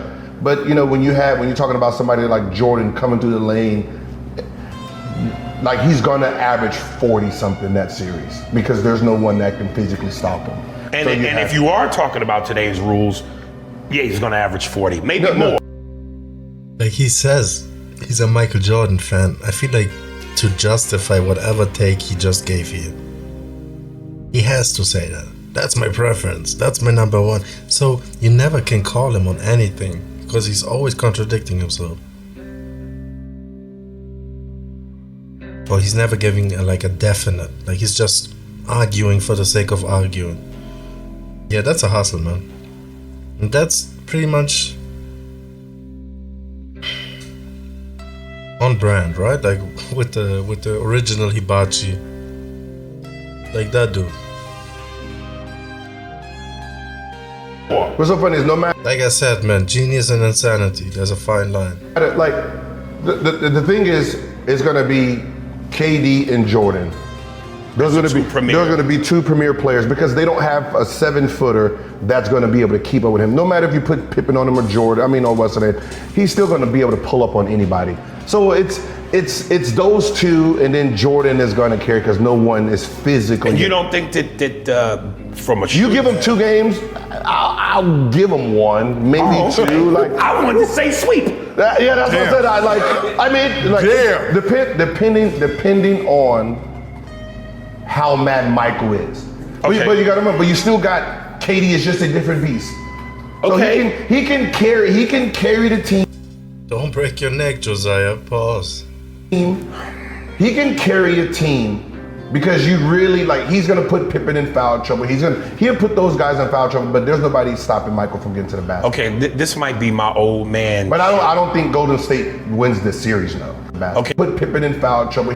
He can carry a team. Look at Josiah looking at the producers. He's gonna put Pippen in foul trouble. He'll put those guys in foul trouble, but there's nobody stopping Michael from getting to the basket. Okay, this might be my old man. But I don't think Golden State wins this series now. I'm gonna be honest with you. This might be my old man shit, but I don't really think the Warriors beat any of those teams. Bird, Celtics, Shaq, Kobe, Lakers, they whipping them Pistons, the bad boys. Well, Shaq and Penny, Magic. I don't see them beating none of them. Ooh. Y'all started They're the most shit, right? overrated team on the planet. No, they you gotta remember the way they play the game, they have players that can put that ball in the basket. Steph, you gotta remember, Steph, you have to actually be in, people don't understand how in shape that man actually is. For him to run around the way he does, pass it, give it up, sprint, like I'm pretty sure he's doing 5 to 3 miles a day in his off season. It's just unreal. The way he moves moving without the ball is the most important thing for him. So if you're trying to catch rest, you're never going to catch it on him or Clay. It's just one of those things. You don't think, as Barkley has alluded to a lot of times, he ain't gonna be doing all that Steph shit because we're gonna put a body on him. Funny thing is, touch the floor. Listen, the whole podcast is the same shit. Even when they talk about comedy, you can't say this or that, generation versus old generation. That's what Gil is trying to compare it to. It's too funny actually. He's trying to somehow win back the argument by equating it to comedy. Why, clearly he relented, man. He said what he said. He will say. If they had to play that defense against the defense of back in the day, it wouldn't look the way it looks now. Simple as that. That's what it will come down to. Come on now. You already said what he said now about Jordan, right? So debunked. That shit is so overrated. That put a body on. Listen, he'll try that. He'll try it, right? But it doesn't take much to put the fear of God into him. On a bit. What that is I can't guard you, so we're gonna foul you. That's all. That's all that in basketball. Right. We all played that on the park. Right. We know how to play that game, but there's rules here. So if you're playing in the rules now, if you're playing in today's rule, Dennis Rodman is actually out because he physically can't use what he's gifted at. So when people are like, oh, he guarded Shaq. No one's doing that no more. He can't touch and grab and hold and do all this pound for pound. He has to be able to guard someone who's dribbling and coming down the lane now. There's nobody posting up. Who's posted up on that Golden State Warriors team that he can sit here and play WrestleMania basketball with? He doesn't do that. There's no Shaq, there's no Hakeem where he gets to play that. He has to actually play skilled basketball now. All that fouling and getting him out of the air, that's two techs. But you don't think he could adapt? But you can't make him adapt. You got to take their skill as it is. When I have arguments, it's we have to take them as it is. We can't say, oh yeah, we're gonna give you today's skill and talent. We just say, well, right. You know what I mean? But that's why I said Ron Harper and all of those guys, they adapt. Dennis Rodman, listen, you have Draymond. As long as he's sticking Draymond the whole time, he has the advantage over him. Right. Because that's their style. They play a little wrestle game. Play a little the Fousey's game. Head game. Yeah, the head game. Right. Dennis Rodman wins that. Okay. All right. So it's so hard with rules. It's just so hard when the rules has changed and it's played this way. There's teams like Detroit Pistons that say, well, none of these guys can play in our era. First of all, y'all, half your team sucked. They didn't have no skill. Well, they just clothesline you. There's no skill in clotheslining. I can say, yo, go out there right now. Give me 6 fouls. Okay, you can do that. But wait a minute. It took some skill because they won 2 championships against teams that were skilled. No, they. So you think Josiah just laughed? Really? Was that a real laugh? I feel like Gil needs his co-host laughing. Would he be funny without? It would be just no chill Gil laughing to himself. I think Josiah feels obligated to laugh. I can say, yo, go out there right now. Give me 6 fouls. Okay, you can do that. But wait a minute. It took some skill because they won 2 championships against teams that were skilled. No, we gotta remember, 80s basketball, if you look at the skill level of some of the 80s players, nobody also stops laughing that quickly. Know that.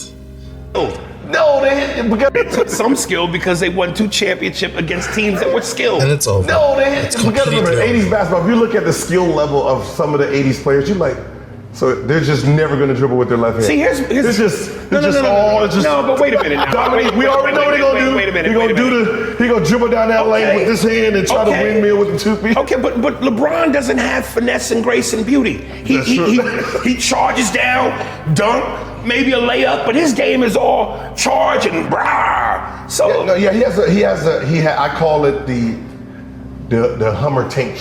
It's like the train. Right. It's like that train game where now I want y'all to realize, and some people be like, but they really got to think about it. Some people like, how fast does he look today?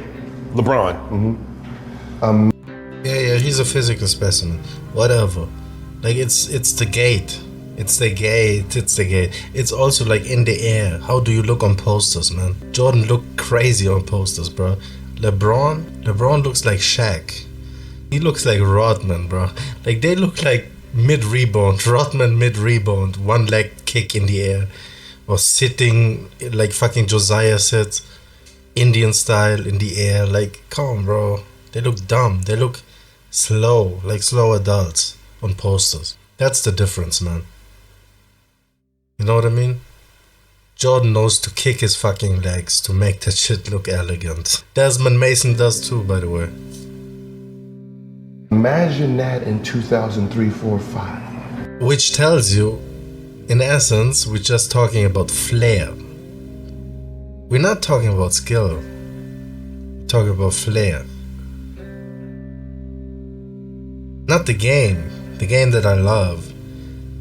The game that I do everything for. We're talking about flair. What we had to deal with. Look how he looks. Imagine what we were playing against at 22, 23, 24. So when all this, okay, so look. Right? Here's part of If he's running through everybody at this age, what do you think we had to deal with? But wait a minute then. Wait a minute though. And here's the thing. Like people will say to me, people that haven't played professionally can argue all day. We do this all day. Mm-hmm. But then I go, to some of y'all who never played pro ball, y'all know better than the pros? Mm-hmm. Y'all ain't never touched a ball professionally. You gonna tell me they're wrong? And yet they'll tell you you're wrong. Mm-hmm. That being said, when I hear the younger generation go, today's athletes are bigger, stronger, faster, they're better athletes, evolution. Yeah, but there's rest management. They don't play 82 games. They team up. They didn't team up and make the Avengers back in the 80s and 90s. They played all 82 games. They didn't wear goggles because they was afraid of champagne skeet. Like they really were tough. No, wait. Straight to the main players didn't leave their teams. The role players did. You gotta remember, Ron Harper was averaging 20 when he went to go try to win the championship with the Bulls. Dennis Rodman left, right? So people left to go try to win championship because Chicago at the time was the team, Lakers at the time was the team. Some bullshit, man. Dennis Rodman left because he almost tried to off himself, man. This was a team breaking up, bro. Like before anybody left for whatever. Ring chasing, he calls it then. It's not like he went to San Antonio. Obviously, he's gonna get why would he go to a bad team? Gonna leave Detroit and go to a bad team? One of the top defenders in the league is gonna go to a bad team. Defensive player of the year, gonna go to a bad team. That makes sense. What, to please you? So he's not ring chasing? He already had 2 rings. Team. So those players were, mid, low, high, mid, you know what I mean? They left to go team up because Jordan wasn't gonna leave, Magic wasn't gonna leave, Kobe wasn't gonna leave because he's in LA. I'm in LA. I'm not leaving. You're coming here. So it's easier for you to recruit if you're in LA, right? Versus a star sitting in Milwaukee, Minnesota, Memphis. You like, yo, you begging. Hey man, no, look, we got taxes for you. Right. Look, you ain't got to pay for nothing. Like, man, I don't want to hear that shit. Right. Like, I got to live in. Nobody wants to live in Cleveland. So when the non-basketball players, all the gazillions of people on social media say that this era is soft, this era is not as hard, you totally disagree with that? they're soft because of rules, not soft because they're just soft men. I mean, you got to remember 80s and all that. Yeah, there was a different breed of people. Right. You know what I mean? Like, you know, but we've all played outside. We all played street ball. We all had to. You got to remember, making it to the NBA, you had to go through hardship. It's not an easy road. Right. Like, you know, so when it comes to just style, there's so much money that you can't be in 80s mind. Like, look at Draymond Green. He is 10% of what Rodman was, right? If you look at him and compare to Rodman, like, though, you're like a kitty cat compared to what Rodman was. Yeah, but he's got 80s feet. How many technicals did this man get? Right. Like, he gets fined almost probably $1 million a year. An 80s player couldn't take that. Back then it was $2,000 to slap the shit out you. Right. I can Dennis Rodman can slap and body slam you for $2,000. Right. now that's LeBron. LeBron's little elbow cost him, was it $400,000? I'm not fighting you. Hold me back. I'm gonna be soft as shit. That check costs too much now. So to all the couch fans and the sideline fans that never did it, what annoys you most? Or acting like NBA players are tough somehow. Fuck any era. I don't know. Maybe in the ABA. I don't know. Like real enforcers don't really fight. Like, come on now. It's the NBA. What we call it tough is just like hard fouls. That's what we're talking about. Nobody's fighting, man. Or what do you disagree with? If you could say to them something besides shut the up. Everything evolves, right? The reason, just sports itself, like we want more entertainment. We want it faster. You know, we want it to look better. So when sports comes, you know, you have a game and like look at a game and it's like, all right, Spurs versus Detroit in a championship, and you know the score is going to be 86-90.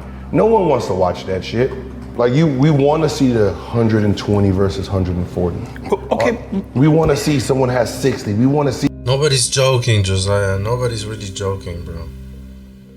Just know that he's eventually someone has 35. There's still people though that I've never. What am I supposed? Let's say Jordan had a 46, Dominique had a 44. These kids are not 48 and 49s. They're 42s and 43s still, but you know, Dominique's doing the windmill. One-handed windmill, two-handed windmill, right? These kids are just tricking it out, making it look better. They're not jumping higher, they're just using their athleticism just a little different. I don't know that I've seen anything that again. That's crazy. If you just heard all this babble about cars, that's crazy. And who's replaced Magic? Who's replaced Pete Maravich? Who's replaced Michael Jordan? Who's replaced Hakeem? Never. Okay, so who's better? But you're not gonna replace it. You're just gonna. But what I'm saying is, I haven't seen anything that made me go, "Oh shit, I ain't never seen that," or "Damn, that's better than Magic when he did it. But that's better than so and so Vince Carter when he did it." I'm not seeing anything better. But you're not. We're not going to see anything better. So we got to stop. I don't understand that label. Today is better. Because you got to remember, the young kids don't watch. They don't go in the past and watch the archive. That's what he banks on. And there we have it, ladies and gentlemen. There we have it, ladies and gentlemen. That's what Gils Arena is banking on. Hi. We're talking about ignorance. Yeah. He's banking on the ignorance of the youth. Yes. You young kids, shut up. You don't know what you're talking about. Yeah, they don't, it's not like they go and watch history. They see that there's like Pistol Pete, which when it comes to skill level, he can argue, or just Pistol Pete fans can argue that he probably was the most skilled person that ever played the game because he had no reference when he was doing his stuff. That was just what his brain came up with. Coming here, throwing it off the elbow, this stuff. See, now that's what you're never gonna get on Gils Arena, sadly. Or we'd have like these interesting debates going with like opinionated NBA pioneers. just for the entertainment purpose of it. You know what I mean? Not trying to like really start something. Why would you even like invite someone to start something? Ham it up. We'll entertain it if you entertain us. But just like this dry humping shit they do, you know what I mean? Like, I don't know. Either just cover current topics or actually go out of your comfort zone, man. Debate one of these legends, man. Because today they're still not doing the shit he did in the 70s. That's what I'm saying. But that's what I'm saying, because no one's going back and looking at those archives. You're only looking at what you grew up watching. But do you think Pete was doing that shit on his own, or he was going in the hood and doing some Elvis type shit? I don't know. No, you can't. Goodness, bro. Like, listen to the cope. Like, fucking Pete Maverick couldn't have done that, come up with that. Like, come on, bro. Like, does he have to be black, really? I feel like looking at you, you got enough white in you. Like, you don't have to harp on that, you know? Did he go into the hood? Like, fucking Larry Bird had to come up with the dumb... I don't know if he came up with it, you know what I mean? Like, stand on it, Larry. Like, you don't have to be blacker now, you know what I mean? Like, what, some black waiters gave you game? Yeah, Larry went into the hood. He was accepted in the hood. Shut up, bro. Like, the cope black Americans have to go through is crazy, bro. No, Maravich had to go into the hood on some Elvis shit. You hear that? I mean, come on now. Who told you that? Bill Burr's wife? You can't say he went to the hood and watched this, because it never translated to NBA. That's real. So he's doing what the vision that's coming in his brain, like the stuff he's doing, and it's like, yo, some of these passes have never been duplicated. One of the fiercest dunkers ever, Sean. Yeah. Like, who's doing Sean Kemp shit? But also, like, it's that FBA shit, right? Like that craving for identity, so you have to, like, cement ownership over things that go further back in history. Then you're fickle. You invented peanut butter, you saying? Sean Kemp, who's dunking like that now? Who?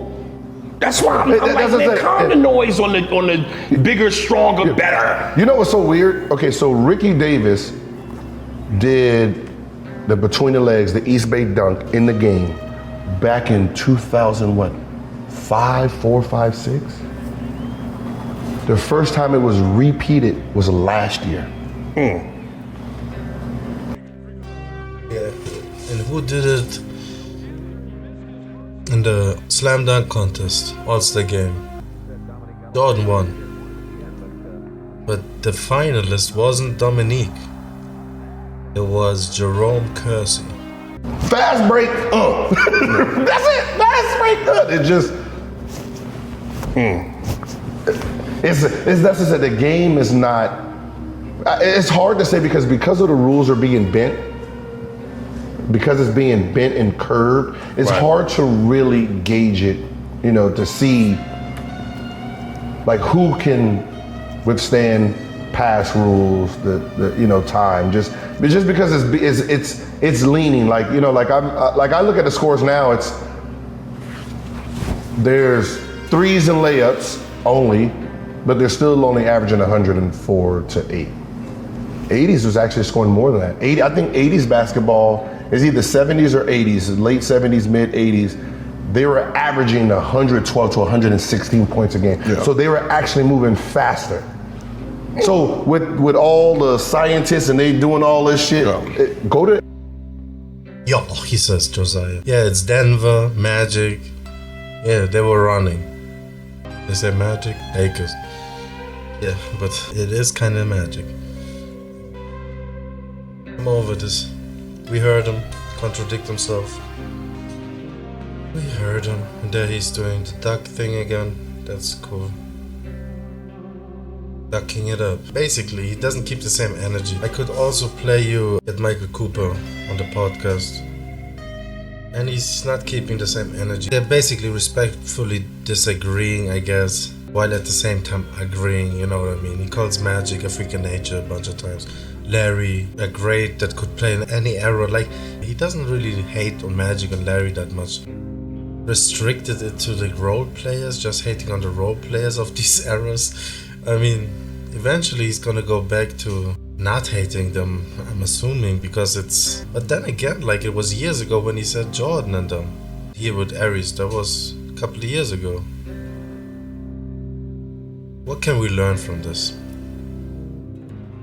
Also, once he went on fucking... That would be kind of petty for me to play that, but he went on the Knuckleheads podcast and a lot of his stories didn't pan out as he'd like to, I feel like. It wasn't received. Live and direct from LA.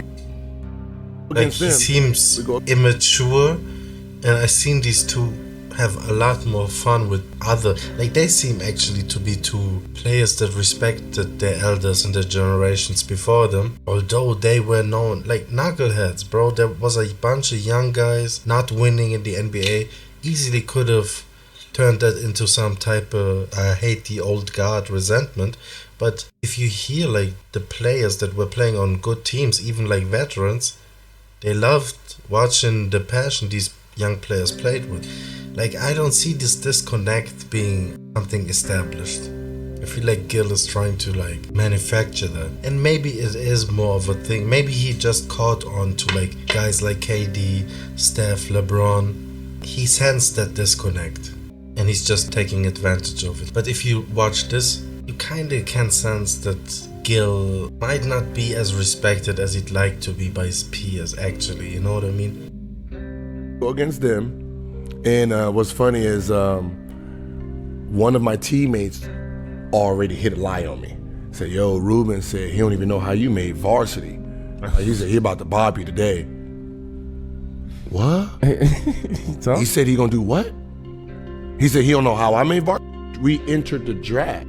Craziest thing you did. Like, okay, they won't let me jump in now because, you know, I ain't got enough. So I gotta wait until, like, somebody fall off and then try to hurry and get a quick little lick. And I'm good. And what ended up happening is I won.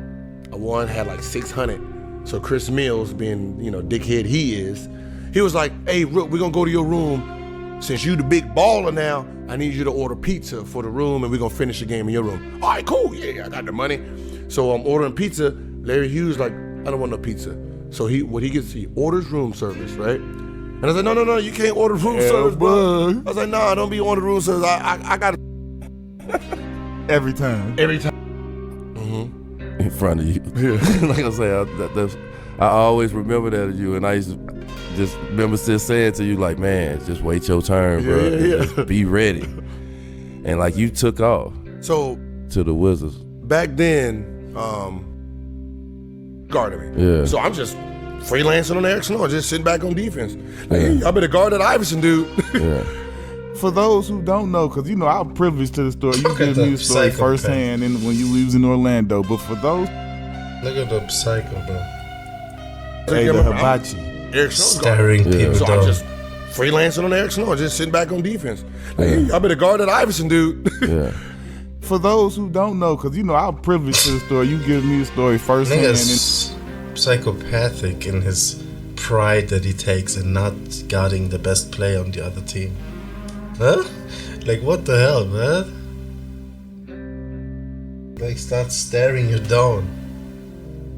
Like, that's the eyes you gotta, like, look at, man, while he's telling you this braggadocious, like a losing mentality while being a winner or something. I don't know. I don't get it, man. Look at this motherfucker. For those who don't know, because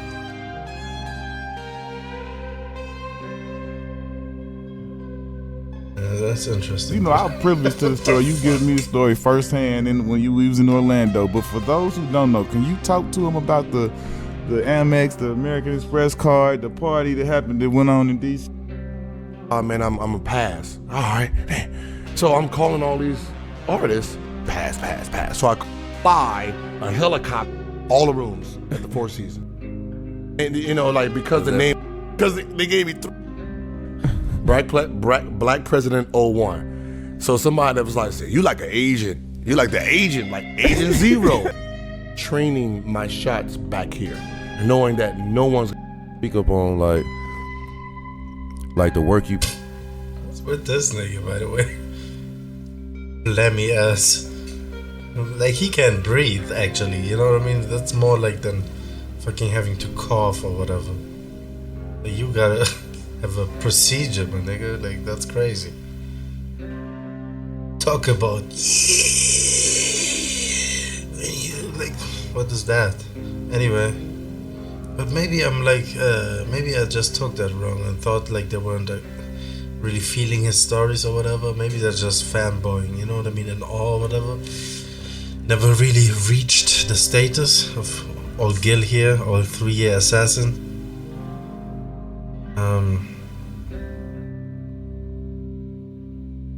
Maybe that's what it is, man. Just from like skipping through this, man, I'm not sensing what I've originally sensed. I'm honest enough. I'm real enough to admit that. Kind of fail. Maybe I'm leaving that in even. Well, let's get petty, right? When did the disconnect really start? You know, that's now a basketball analyst for TNT. Kenny, good morning. Good morning. Generational. Any possible excuse or explanation for why Gilbert Arenas, loaded or not loaded, would have guns in a locker room in the NBA? Well, I think it's bad discretion, and it shows just probably a lack of immaturity on Gilbert's part more than anything else. I think. As a kid, I didn't think to look to my comic book athletes, my colorful cape-wearing heroes, to eventually give me like moral advice, hints, you know what I mean? Be my spiritual leaders. Charles Barkley, you know? That's like fiending for Ja's take, input. Yeah, looking for Ja Rule's input on political issues. What did he say? A lack of immaturity? That's funny. A lack of immaturity. Yeah. If you think of the incident, a lack of immaturity got him into that situation, right? Like immaturity would mean probably being too immature to own a gun. Much less told it. You know? Or gun-toting toad. Yeah, so maybe Kenny was right. A lack of immaturity. Well, I think it's bad discretion, and it shows just probably a lack of immaturity on Gilbert's part more than anything else. I think he loves words, Kenny, huh? Discretion, a lack of immaturity. Like, just say a bunch of things, man. Eventually, you find your way maybe to a point. He has an idea about how he said it. The reason he had it there was to take it away from the home, but I think it's just bad judgment, and being very immature. Is there a subculture of guns? Is there a subculture of gambling in the NBA? Are they like that? Well, I think that first, with Gilbert. To me, from what I know of him and know about him, he's definitely not a menacing person. However, he at times has been very immature, and the subculture, so to speak. The funny thing is, like, they tried to give him props for like being a gun guy or like kind of a thug nowadays. He was too hard for the NBA. You know what I mean? Like, I've heard people say shit like that. Like, who said that to fucking Gilbert? Yeah, maybe Gilbert, or they wouldn't do that with Gilbert maybe, or something. And then Gilbert says like, have you seen these guys nowadays in the NBA? Going back to like how they're now so big and shit. Like everyone is Giannis. Okay.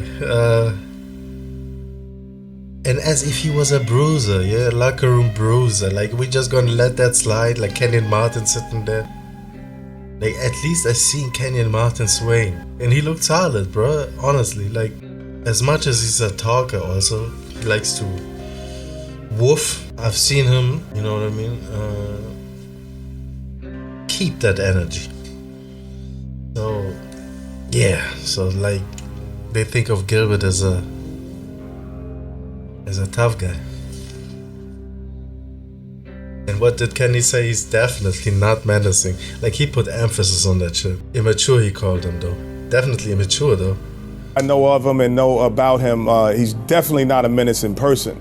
However, he at times has been very immature. And, the subculture, so to speak, of it's this American problem, I think, is guns and gambling. It doesn't make the NBA immune to it. I think a lot of people think because you're in the NBA, all of a sudden things become immune to societal problems. Societal problems is not going to stop at the Washington Wizards Arena. Some folks have talked about this. And I felt that, Kenny. You brought it home. And that's what you can count on. Actually, Kenny does bring it home. But he always wants to like flower like his point up with like a bunch of words that have no business in that shit. Like Kevin Garnett does that too.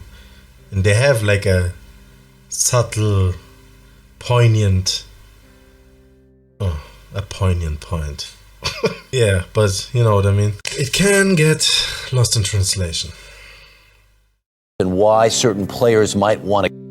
But he did a good job dodging all that. The host was kind of trying to tease that whole black shit, right?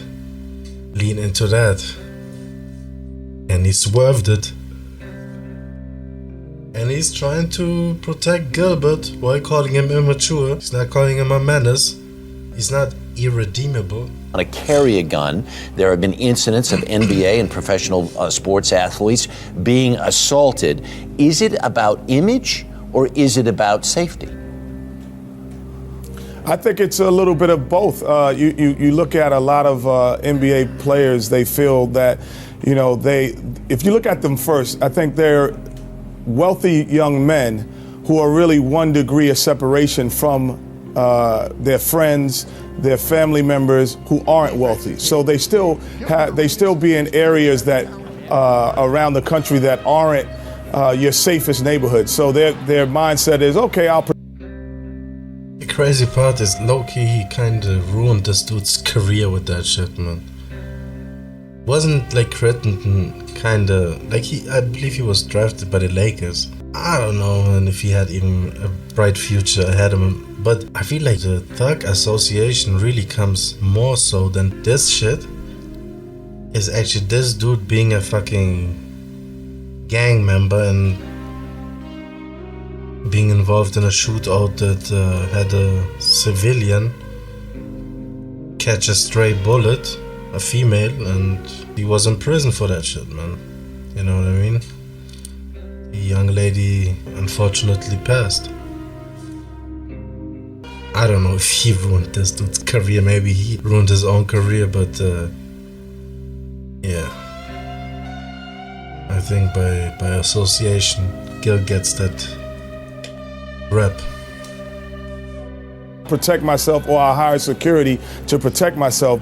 But I think this is just a case of being immature and not realizing the consequences of what could happen with a gun in the arena. And you buy insurance for what might happen. If you get caught drunk driving, it's because of what might happen, not what did happen. And he's fortunate that nothing did happen, because it could have been a consequence that he would have regretted for a long time. You just wonder if these guys did not ever hear the story of Plaxico Burress. I mean, the guy's in jail, for crying out loud. Yeah, and like I said, I think the one thing is there's Plaxico Burress, you've heard of Jason Williams, and I think that it's really a sign of immaturity on his part more, and poor judgment. Like I said, I don't think Gilbert Arenas is a menacing person at all. I know him, I've met him, but I think this is just a sign of immaturity. Kenny, thanks so much for getting up so early for us this morning. Do appreciate it, sir. Spoke up for him. Would Gil speak up for Yeah, he did. He spoke up for John Moran. Would he do it for the older generation? Why would he? And why would he be?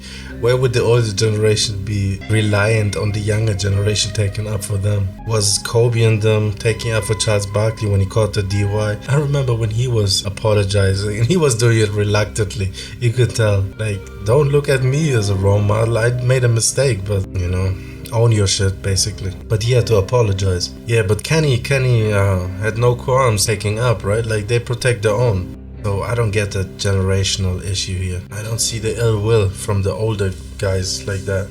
And also my thing is, as a kid kinda, just a couple of years younger than him, but looking at it, I thought, I wasn't a kid.